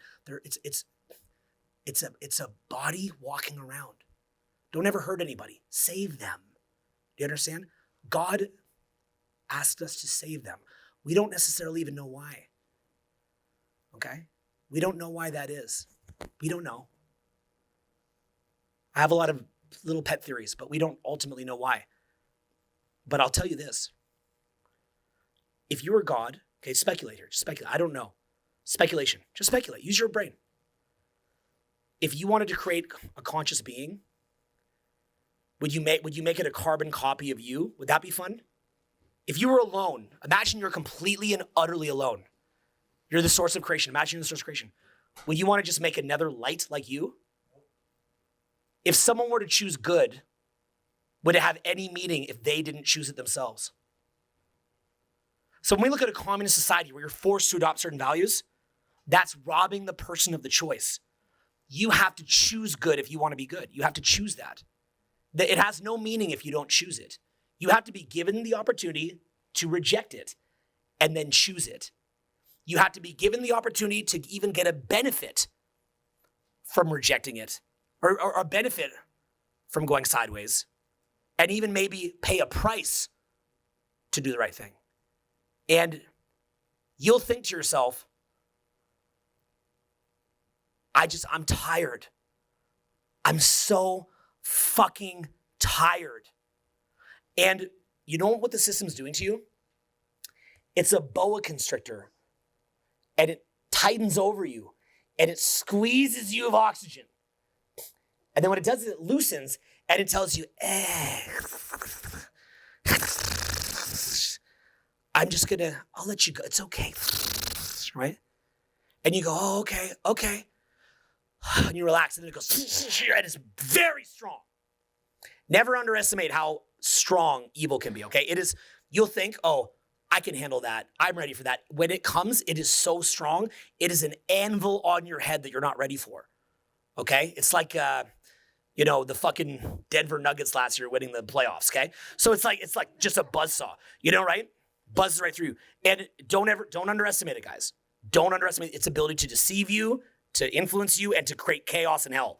And it is stronger than you think. But you are stronger than it, but you have to learn to manifest that power, and that takes years and lifetimes. So, okay, you're actually smarter, stronger, and better. It's actually a very rudimentary bullshit force, but we're babies, right? We're like little babies, like almost like a baby in the forest, and there's like little wasps around and things like that. And it's like the wasp could kill you because you're so little. It could still get you because you're so little. But when you're bigger, you kill that fucking thing like that, but you're so little. So you're still easily influenced. You can barely even get out of bed on time. You're fucking retard, right? So when you make a powerful decision and you ask God to come into your life, it's like it drills down through the fucking haze. It drills. It starts drilling. And the little crack of light comes in, just a little crack. And you see that, and your mind becomes present. You see that little crack. And then you start to want that more. Okay? You begin to want that more. And the material world begins to dissolve. But you have to understand, being broke and being scared and being incompetent is not a sign that you have mastered your internals. You should be above the fray. You should be above the fray. Oh, I need to go make some money? Done. I want a new girlfriend? Done. Shouldn't even be a thing. I want to go here? Done. Because you're able to focus your mind suddenly. You go, okay, I'm focusing my mind. What are the 5 or 6 things that I need to do to actually do this? Maybe you put your head down for 4 or 5 years and build something. Okay? So you're able to see that which matters and carve it away from that which does not. And the other thing is, here's the bank key, you begin to resonate with it. You resonate with building prosperity because you want to give. You resonate with improving your dating life because you want to give. You're like, I'd be an awesome boyfriend. I want to give. You don't have approach anxiety because you want to give. Maybe you want to be a father or mother because you want to give. Now, if you want to know what this looks like, okay, when you're in this world, and it's not really so different from your own world, what you're going to wind up seeing is you'll see in the pupils where somebody's coming from, okay? You'll see it in their eyes. And you'll see what's energizing them. And you'll see what is depleting them. And you'll watch the best fucking speeches that I'll do. I can predict who will get up and walk out. not you guys, right? But that guy will walk out, that guy will walk out, that guy will walk out. And you'll watch the reactions. Some of them just go to sleep. They're like, they just go to sleep. Others get out. A really high vibe speech, you know it's high vibe when a guy just pops. Eckhart Tolle used to talk about this.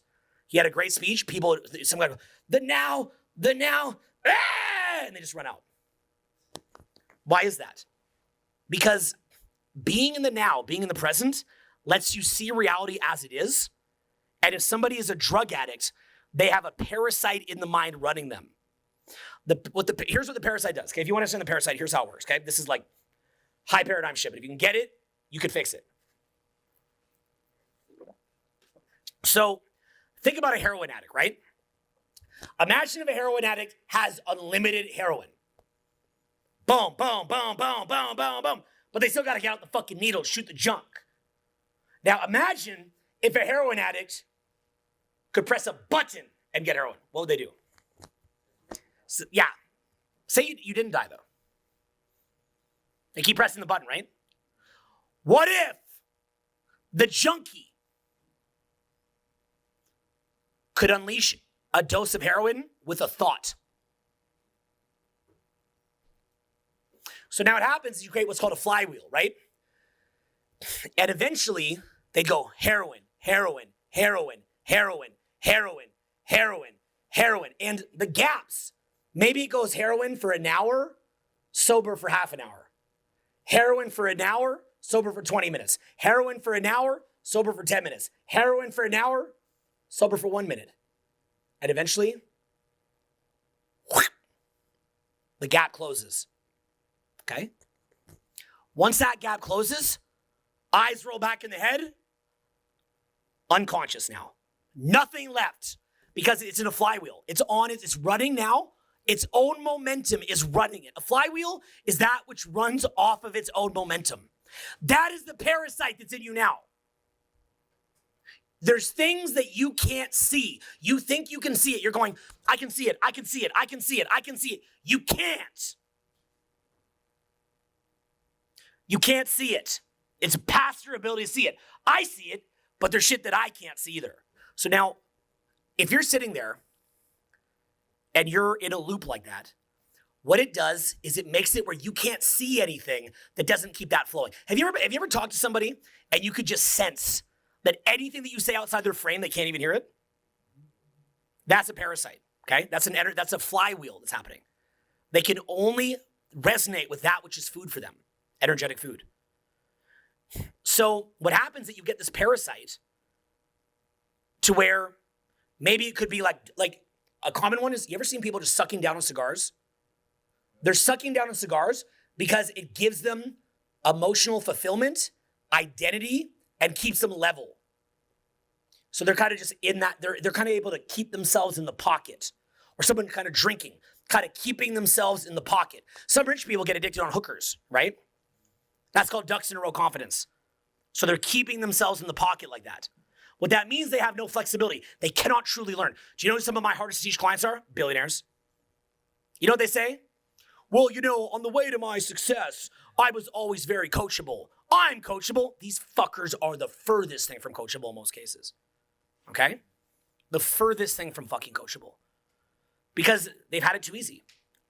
So, Eckhart Tolle says, you can become enlightened in solitary confinement, and you can become enlightened on a private plane. But which is it easier to become enlightened? In solitary confinement. Why? It's actually really simple. It's not super hard to figure out. Why? There's nothing there to fucking do. It's boring. It's fucking boring. It's boring.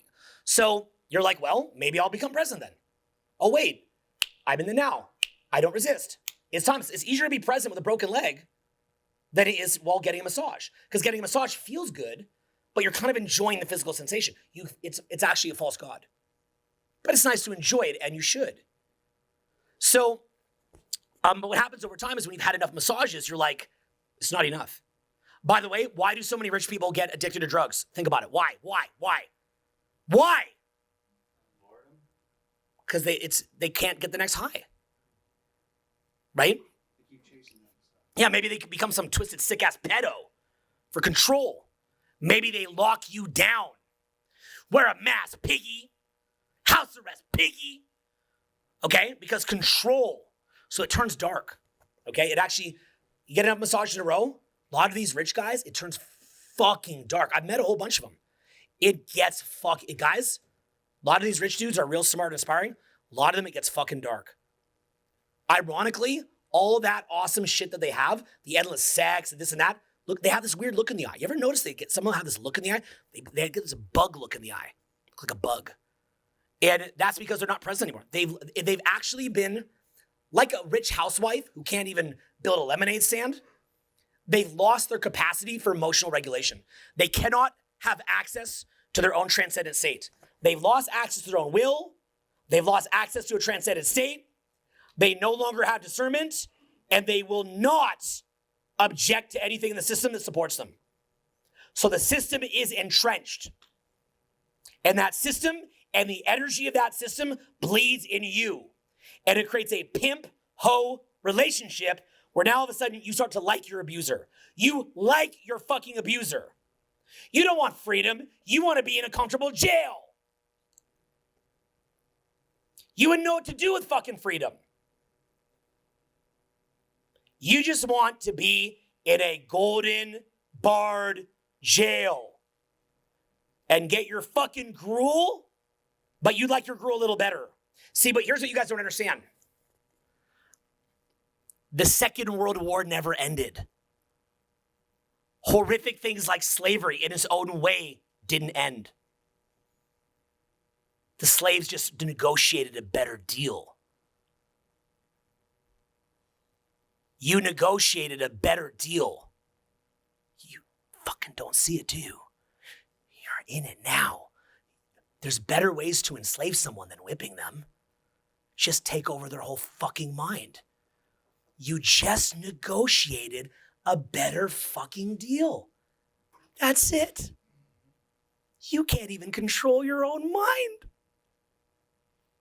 But you think that you're different. You're not. You can't even control your own mind. You're under mental control. You can't even see reality. You don't even have access to your own will.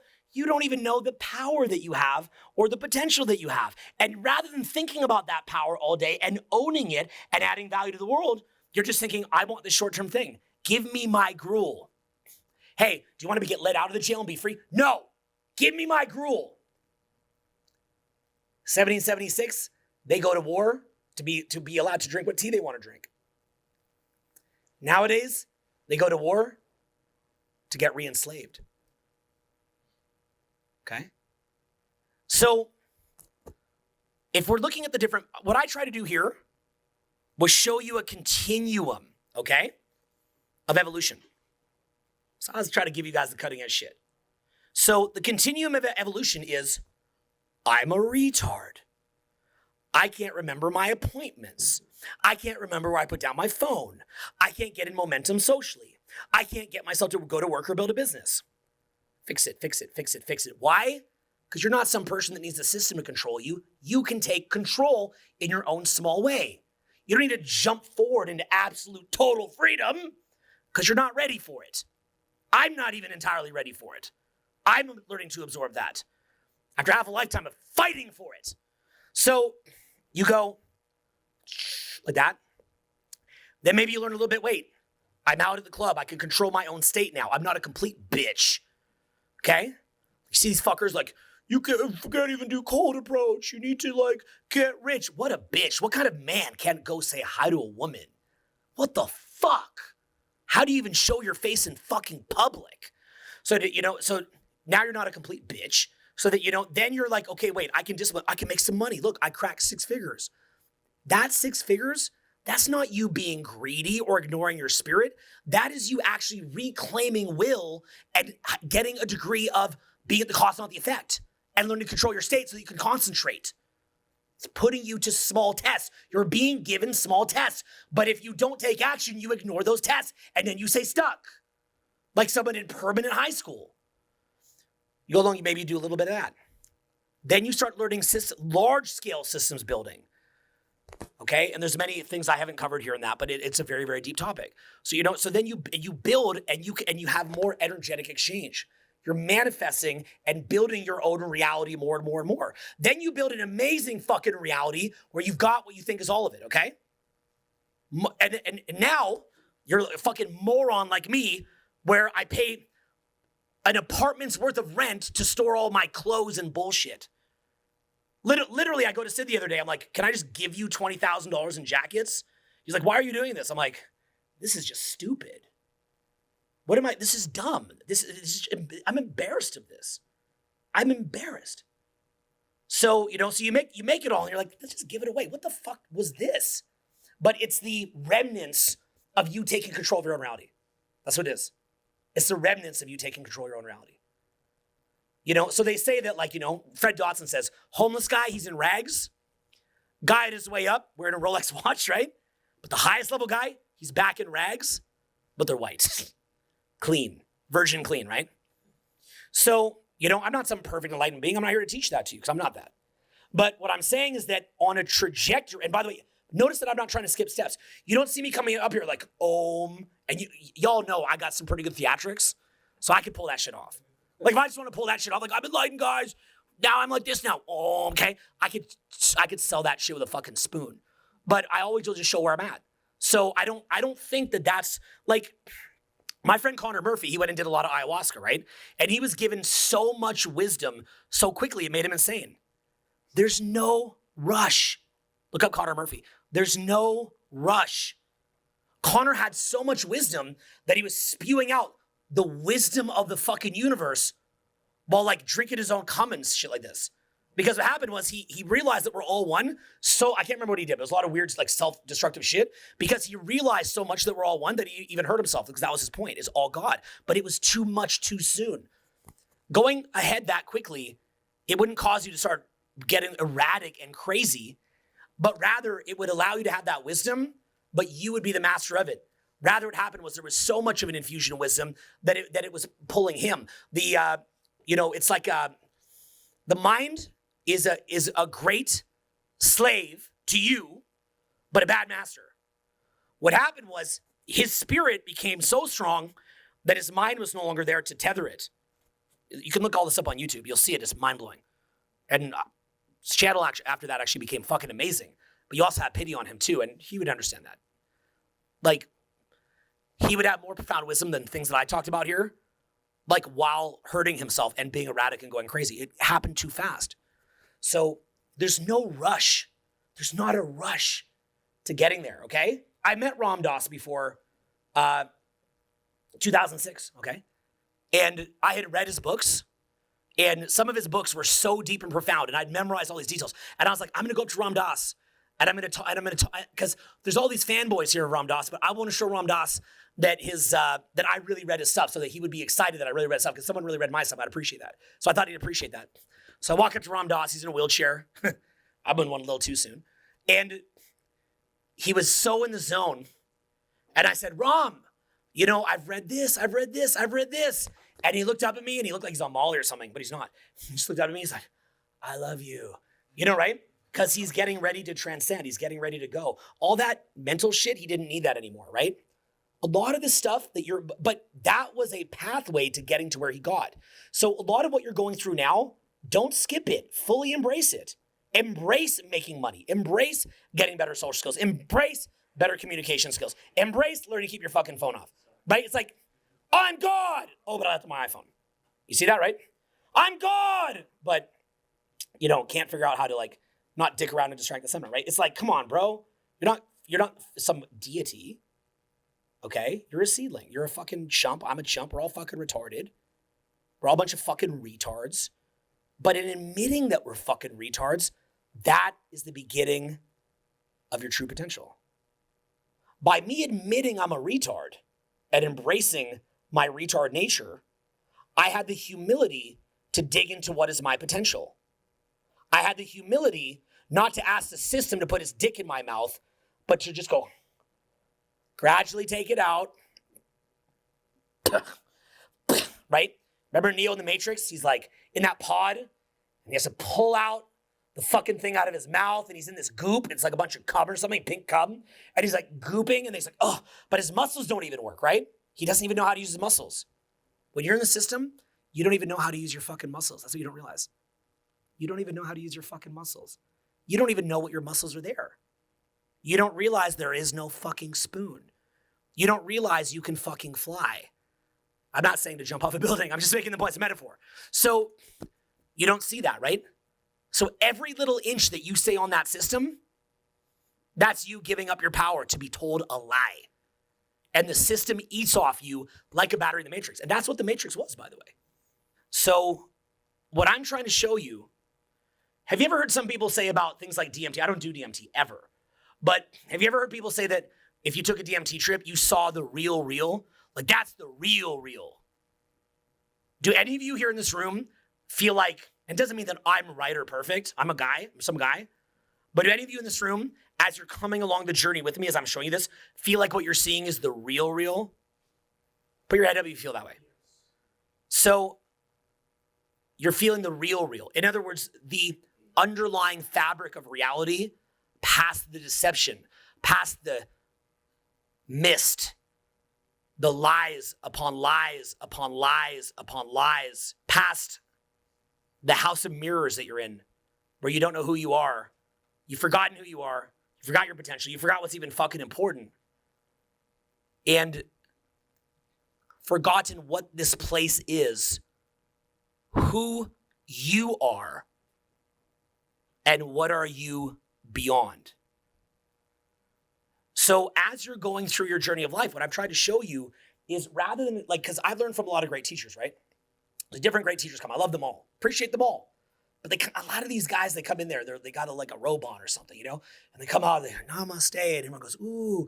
And then they pause and they stare at you and they're like, you know, right? And you're like, okay, right? You're like, all right, what are we doing? Or the now, you know, right? And it's an Eastern tradition.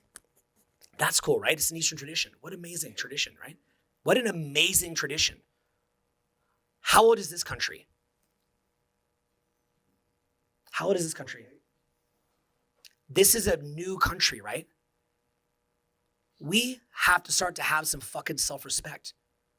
Who are our fucking saints? What are we proud of? What is our tradition, right? And we're different. We're not the same. We're humans, but we have a culture.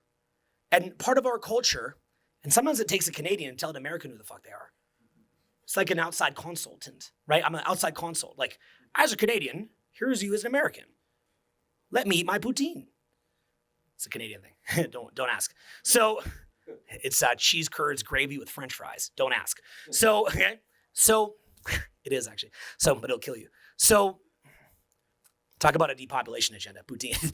But, okay, that's the depopulation agenda. Poutine, eh? Tabernacle, c'est. So, look, I'm a proud Canadian, but I can understand American culture, what it is. America is not about submitting to a fucking social credit score. America's not about just being brainwashed in toxic collectivism where you start doing kamikaze pilots, you know, into a ship because you're so like there was an incredible movie called Godzilla. Was it Godzilla -1, the black and white one? Was that it? And it was showing how Godzilla comes back after the Second World War, and they decide they're going to defeat Godzilla. And the Japanese people, they're collectivists, right? They're from a collectivist culture, and they say, I'll die to defend my country and defeat Godzilla, which is very admirable, right? Very admirable. But what they said was in the movie, it was meant to inspire. It was like an Oscar caliber film, but with Godzilla in black and white. Subtitle, you got to see it. They say, no. We're going to put ejector seats in the plane that we're going to use to kill Godzilla. They didn't even put in ejector seats because there was no respect for human life. All that you were was a collective and just there for this emperor. They thought the emperor was God. Some guy, some dweeb was God. And they just rushed out. I never, ever, ever believe in nuclear bomb, but you guys know what the rationale was to nuke, to do the 2 nukes? Do you guys know? They went in, you can see this all on history documentaries like World War II Greatest Events in Color, World War II Road to Victory. Basically, I'm probably not getting this quite right, but my understanding of it was they would go into islands like Iwo Jima. What was the other island again? I can't remember off the top of my head in a second. Okinawa. And they would have to fight to the last man because they were collectivists. They'd fight, the kids would be like running out at you with a fucking knife, right? And they'd have to fight the last minute. They were worried that if they went into Japan, and Japan was doing really horrible stuff, and they're like, if we go in there, we don't know what we're gonna have to do to be able to win. So that's how they rationalized using the nukes. I don't know if I actually don't agree with that, but the point is I could see the thought process behind it, what they told themselves. It's a very complicated issue. I'm not in a position to have authority on that. I'm a layman on that. But the point is, like, that's collectivism. That's not America. You're not some brainwashed fuck that gets locked down unless you want to. By the way, I'm not anti-mask. I'm not anti-lockdown because I never told any of you that you couldn't wear a mask. I'm not anti-lockdown because I never told any of you that you had to leave your apartment. Right? I'm not anti-lockdown. You can lock yourself down. You don't want to work for 2 years because you're scared? Stay home. You want to wear a mask if you think that's better than vitamin D and zinc? Then wear a mask. I didn't want to stop you. I just said, don't tell me if I've been sick in 12 years, don't tell me what to do. Don't say I can't work. Don't say I have to fire 70 staff. I'm fine. I paid myself more because I had no work for a lot of people. I kept as many employed as I could. The business owners are fine. The business owners keep their business in a limited capacity. Who gets fucked in a situation like that? The employees. Do the big box stores get shut down? They make more money. They're essential. You are not, right? Even the gun culture in America, which results in deaths and disgusting. What is the ideology behind people who are pro Second Amendment? What do they feel? They feel that the first thing that they do to fuck you up is to disarm you, and they don't want only the government to have a weapon. That's just how they feel. I'm not taking a position on that. I'm just making the point that that's how they feel because they believe in their ability to have autonomy and to think. The permission to think, the permission to speak, and the permission to make the choice to be good. But what happens when we make bad choices? What do we show the bad guys? When we have freedom and we take drugs and we fuck up and we're fucking broke and we're doing a bunch of dumb shit, what does that show the bad guys? You can't handle it. So what rationale are you giving them? Justification. And what are they going to do? That's just the beginning. AI's coming, boys. AI's coming, boys. You think they need you? You think they need you? You think you're so cool? But see, we need a human awakening project. And we need to realize the urgency. There's an urgency to get our shit together. Okay? There's an urgency of that. And the way that you get people to do the right thing is not by controlling them. The way that you get people to do the right thing is by awakening them. No awakened, good, loving person could be a racist. No awakened, good, loving person could be a sexist. No awakened, good, loving person could be anti-gay. I don't give a fuck what you think. No good awakening person could be anti-trans. And I don't give a fuck what you think. No good awakened person would want to hurt somebody. No good awakened person is fucking lazy. No good awakened person wants to dim the light of somebody else. So between nuclear bombs being around and between the ability to create weird viruses, the ability to do genetic modifications, transhumanism, all this fucked up shit, we can't social credit score our way out of this, guys. We can't. It's not going to happen. There's a narrow road. There's a path, right? It's like when Tom Brady's down by 30-ish at halftime against Atlanta Falcons in the Super Bowl. There's a path, but it is a narrow road. Okay, the narrow road that leads to life. There's a narrow road, right? But see, here's what everybody does when they think about mass awakening. It's about everybody else mass awakening. It's about everybody else. It's like they should awaken. They should all awaken. Because you need the group to do it for you to be able to do it. You don't need the group to do it. You do not need the group to do it. You don't. It's every awakening is the choice of an individual. So don't wait. But here's another thing. You have the capacity to be the tip of the spear. You have the capacity to save the world. That's not just narcissistic grandiosity, okay? You have the capacity. It's there. The tools are there. The knowledge is there. You can do anything you want. And I myself, I've had opportunities with my own efforts to have influence that was globe-changing. Real globe-changing influence.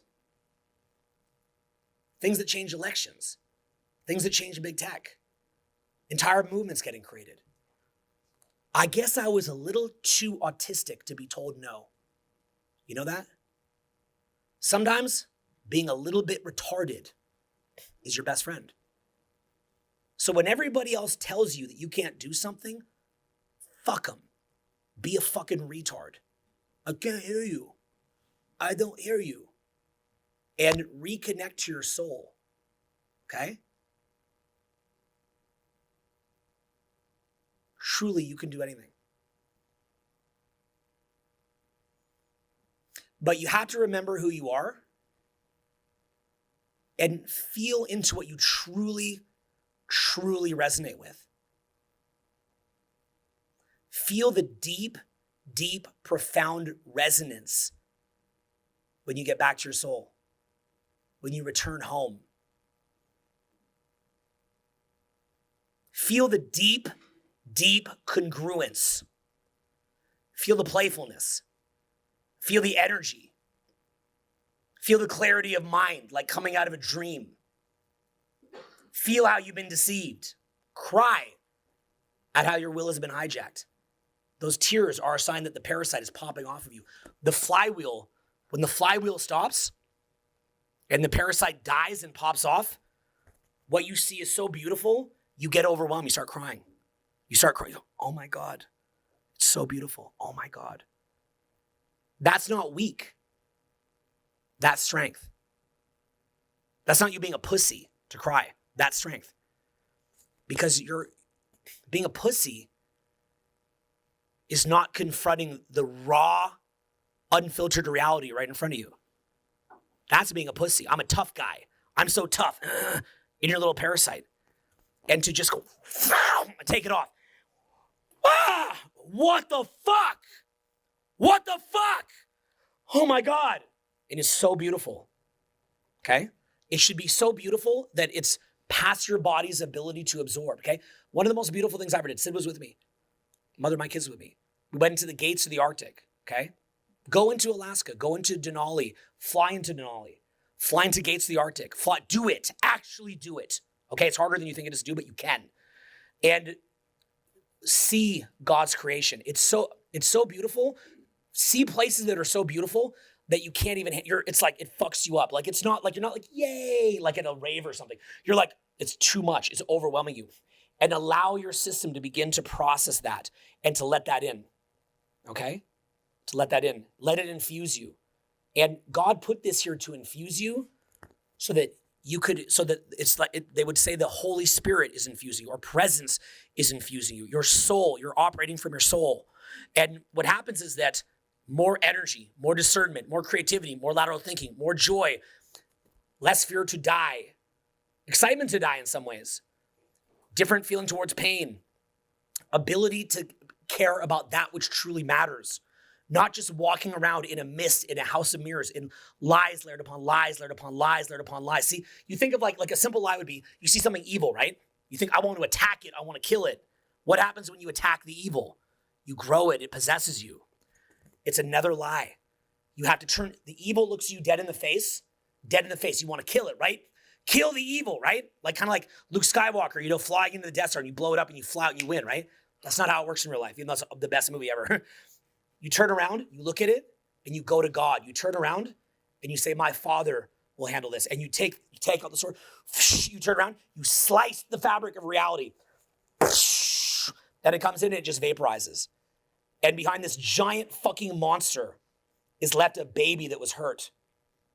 And you take the baby and you give a hug to the baby. This speech is getting crazy, by the way. And you hug the baby. And I'm just going with what I believe. And you hug the baby and I love you. Like inside that monster is a baby that was hurt. That's your brothers and sisters right there, that monster. Do you understand that?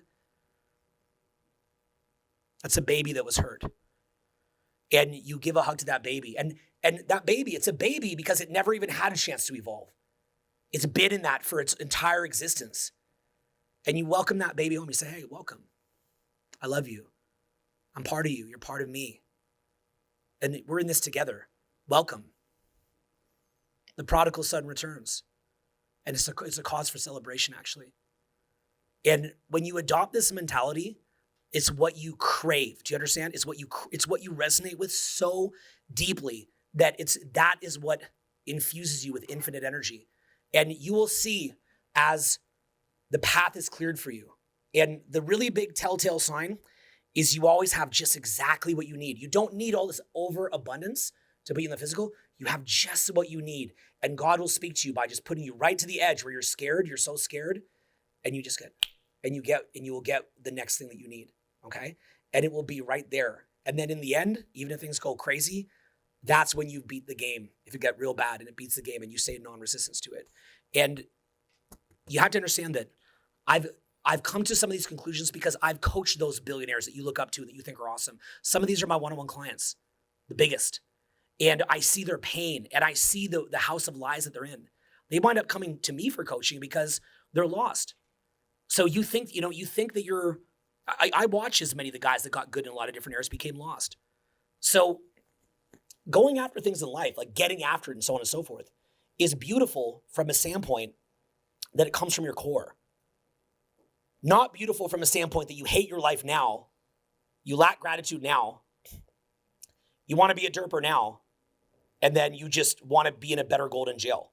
That's what money is for most people. But the question is, are you receiving for the self alone? Repeat that after me, say receiving for the self alone. Right? And so in other words, is that energy that you're taking in, is that flowing back and forth in a flow, or are you just receiving, taking it, right? That's where money will fuck you up. But when you're receiving, when you're giving and receiving and there's a flow, that flow begins to accelerate in a flywheel. Like two candles with more of a flame, like two logs with more of a flame. So you want to engage in commerce. You want people to get paid. I'll have a jeweler, for example, and he becomes my friend. And I'll meet another jeweler that says, I'll get you the exact same thing for 25% the price. No, this is my friend. I'm going to buy from him. I don't care.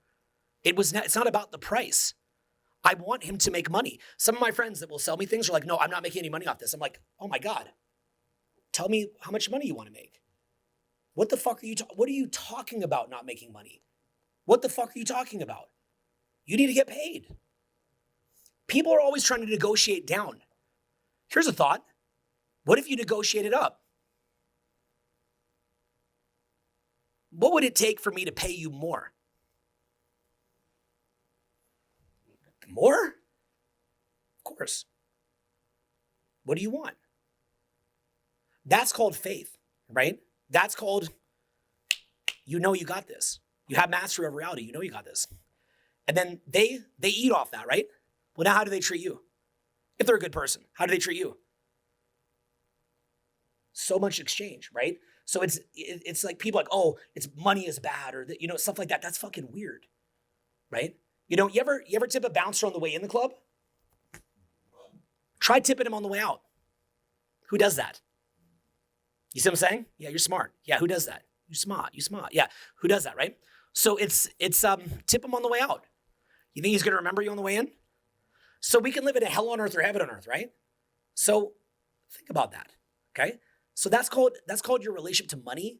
That's called your relationship to other people, your relationship to women, your relationship to other men, your relationship to children, your relationship to yourself. So, we can, in society, we live and we can expand our reality, right? And we can make reality more fun and better. And together, we can make reality better. We can do more cool stuff, right? We can take situations where, we don't have as much money and we make more money together. We have, we don't get good social results. Now we get better social results, right? We don't go travel. Now we go travel. We don't have alertness or awakeness. Now we do, right? We can work together. We're all here together. Do you guys, this will fuck you up. Do you guys realize that we're all related? Every single person in here, black, white, I don't care, girl, guy. Every guy in here has female ancestors. You probably relate more to your fathers, right? Psychologically. Do you realize that like half or whatever the fuck number it is of your ancestors are women? You probably don't think about that much, right? The great women from which I'm descended. You're like, huh? I'm a man. If you're white and there's a black person in the room, that's your brother or sister. If you're black, there's a white person in the room, that's your brother or sister. So like, actually, by the way. So the thing is like, we're related, right? We're here. We're on this planet. You ever see the movie Ad Astra with Brad Pitt? His father is at the end of the or at the end of the solar system, right? Looking for intelligent life on Earth. And they go all the way out there. He goes and finds his father who's missing at the edge of the solar system. Goes all the way out there in the ship. And it turns out there's nothing out there. Well, what's the message of there being nothing out there? Is that a bad message? What's the message that there's nothing out there? You already have everything you need. We're all right here. So appreciate the people that you have right here. So, what Elon's doing with going to Mars is very important work. But you want to know an even better planet than Mars? Even if it had a lot of pollution in it? Want to know a better one? What's the better one, guys? This is the better one, right? This is our home. Okay? So we have within us the capacity to build a better home, but that's not going to happen by forcing down the will on the retarded plebs and forcing them against their will, done by a bunch of unelected pieces of satanic shit. That's done by us waking up and saying, hey, we have freedom, whatever's left of it, and we're going to earn that freedom, okay? We're going to earn that freedom. And our generation, while being maybe not doing so good, we have the potential with the internet and all sorts of stuff, even though the internet's less free than ever, but there's some people fighting for it, like Mike Benz, and we have the ability to be the best generation. We actually do. We have the capacity to be the best generation, the best, right? The greatest generation was the generation of World War II. But the war that exists now is not as clear cut. World War II didn't end because that entity that ran that didn't just die. It went to being harder to detect. Rather than being like bad guy in black coats and mustache and takes meth. It's true, by the way. Instead, it's diffused. So if we go to war against that energy, how do we go to war against that energy? We can't, people who think like, Thomas Jefferson said that the tree of liberty is watered in the blood of tyrants every generation. No, running into the White House is not going to fix anything, guys. Okay? Taking a shit on Pelosi's desk is not going to fight the man, okay? Right? That doesn't do anything. It's more complicated, right? Violence is never the answer. It's more complicated than that, okay? The way that you fight the war is the elevation of your own consciousness. And don't wait for everybody else, okay? It's on you as an individual for how you want to be. So every time that you start shit-talking your friend, who are you being? Every time that you fucking pollute your body, who are you being? Every time that you skip on sleep, who are you being? Every time that you have approach anxiety, who are you being? Every time that you're not building that business or getting a mentor to help you, who are you being? You're being the bad version of a retard. And what we want to get you is to full retard. You see that? Good. Mine too. Retard. So what I'm saying is, begin to see reality a little bit differently and see how much you're being attacked and assaulted and vandalized, and look at it institutionally and where there's been what's called institutional capture. Look at it in the mainstream conditioning. It's in the food. It's in the fucking food, guys. It's in the food. It's in the fucking water. It's in the invisible fucking energy.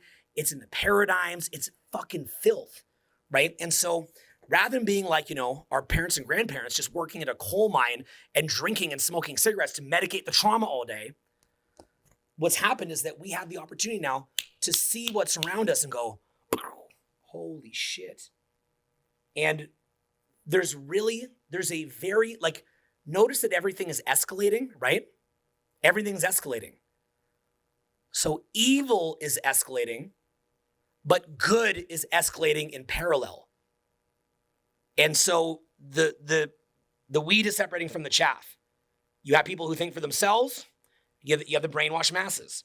And unfortunately, the brainwashed masses, that doesn't pan out so well anymore. Okay, the being the prison bitch, your prison daddy, he ain't so nice anymore. Okay? The slave deal was renegotiated, right? But the master's negotiating back, guys. And that deal is not going to be one that you're going to like. Okay? But you can't win that by going, there's the bad guy with the mustache. That's not this generation. It's diffused. Okay? It's diffused. So you can't attack it directly. Take it out. Fabric of reality. Slice it. And it's vaporized.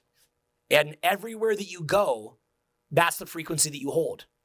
So everywhere that you go, that sick, deranged person, your energy, without even saying specific things, is emanating out onto them, okay? It's coming through the eyes. It's coming through your choice of words, where you're tapping into. It's coming from your soul.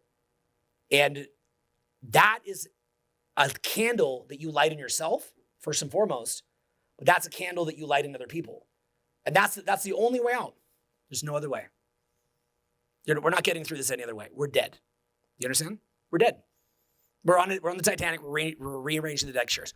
We're dead. So there's only one way. I've had years to think about this because I have a lot of behind the scene knowledge. There's only one way through, and that's to wake up. But don't worry about everybody else, because this plane of existence is temporary. So value it. But sometimes you have to say to yourself, I'll fight for this plane of existence, but that is for God to witness. So when I go beyond, I've done the right thing. Whether this plane of existence will become what it is capable of, or whether it is swallowed up in Satanism, we don't know the answer to that yet, right? But what we have to, and that is for God's plan. So we don't have control over that collectively, right? But what we have control over is the stand that we take as individuals. So as an individual, how do you show up? That we have a choice over. So don't worry so much what's happening outside yourself. Simply realize the stakes and make your own individual stand. And, if opportunities come up to build, a nonprofit, or an opportunity comes up to build a church, or an opportunity comes up to make a move, or the opportunity comes up to wield power in a positive way, well, then use that. But you might think, I wish I was president and could snap my fingers, fix all the problems. You'd have more problems than you even think of, because you're so covered in muck, you don't even know where the fuck it's in your mouth, it's in your nostrils, in your eyes, it's everywhere. And so start becoming familiar with that muck, and be like, you're in this pool of shit, and make a choice to swim out of the pool of shit and take a fucking shower, and then you can look back at the fucking pile, the stream of muck, and go, how are we going to clean this fucking thing? But that's a process. But for you to even wield that level of influence, there's a lot deeper that you have to go. There's so much deeper that you have to go. For me too, 1,000,000,000%, I promise you, 1,000,000,000%. And it's via that everyday discipline. I'm retarded, everyday discipline. I can control my outcomes. I can control my state. I can control my habits. I can control my reality. I can manifest reality. And it's via that process that big things start to happen. And I'm at 44, I've had some big wins. Like I've never imagined I'd have wins or influence like this. But I'm hoping that I could just be getting started. But even if I was killed, the things that and by the way, did you guys know that 90% of my content's never even been released? Yeah, I got ASCII reimmersed, hard drives upon hard drives of it.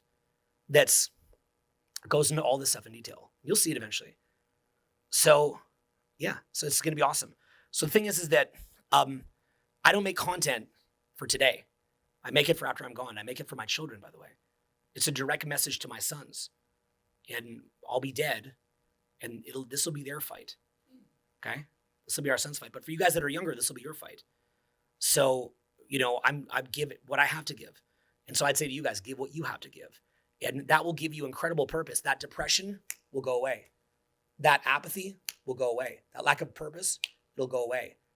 You'll suddenly become funny. Oh, how do I learn how to talk and talk? It'll go away. How do I get motivated? It'll go away. How do I stay sober? Go away. You'll have no desire. You'll have no resonance with drugs, alcohol, processed shit. It'll all go away. All your problems will go away. And why? Why will all your problems go away? Right? Does that sound like a big claim? Because your problems aren't that bad. You're actually bigger than your problems. Okay? So remember who you are, remember what this place is, and remember who you are beyond. What are you? You're not this body thing, okay? You're more than that. And understand that like your potential that you have and where you're gonna go, the things that you're going to accomplish and the places that you're gonna go are so beyond your imagination. And America's great destiny, and I say this as a Canadian, America's great destiny, and whether that means that it is in this geography or the spirit of freedom behind America, but that great destiny is only a couple hundred years old. And there's a great destiny, but you have to own that.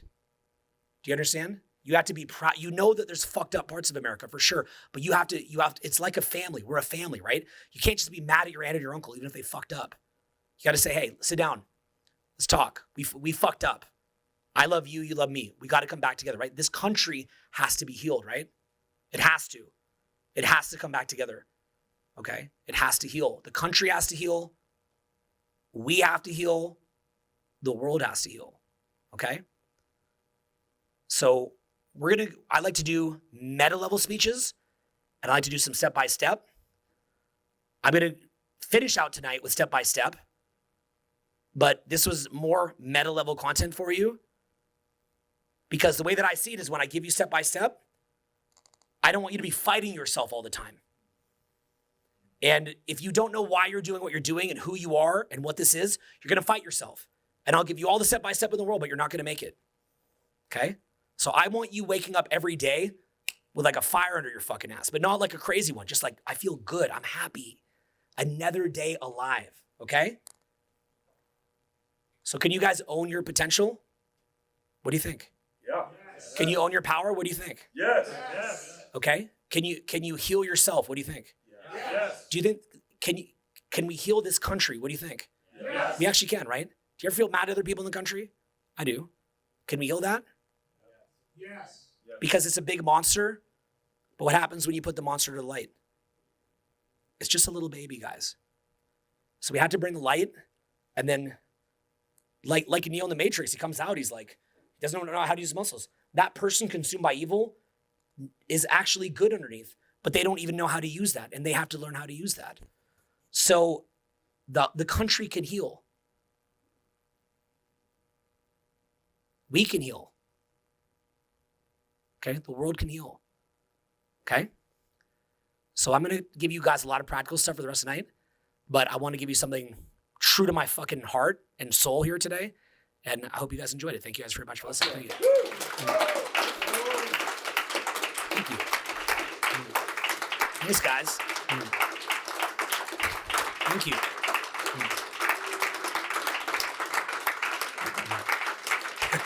Thank you, guys.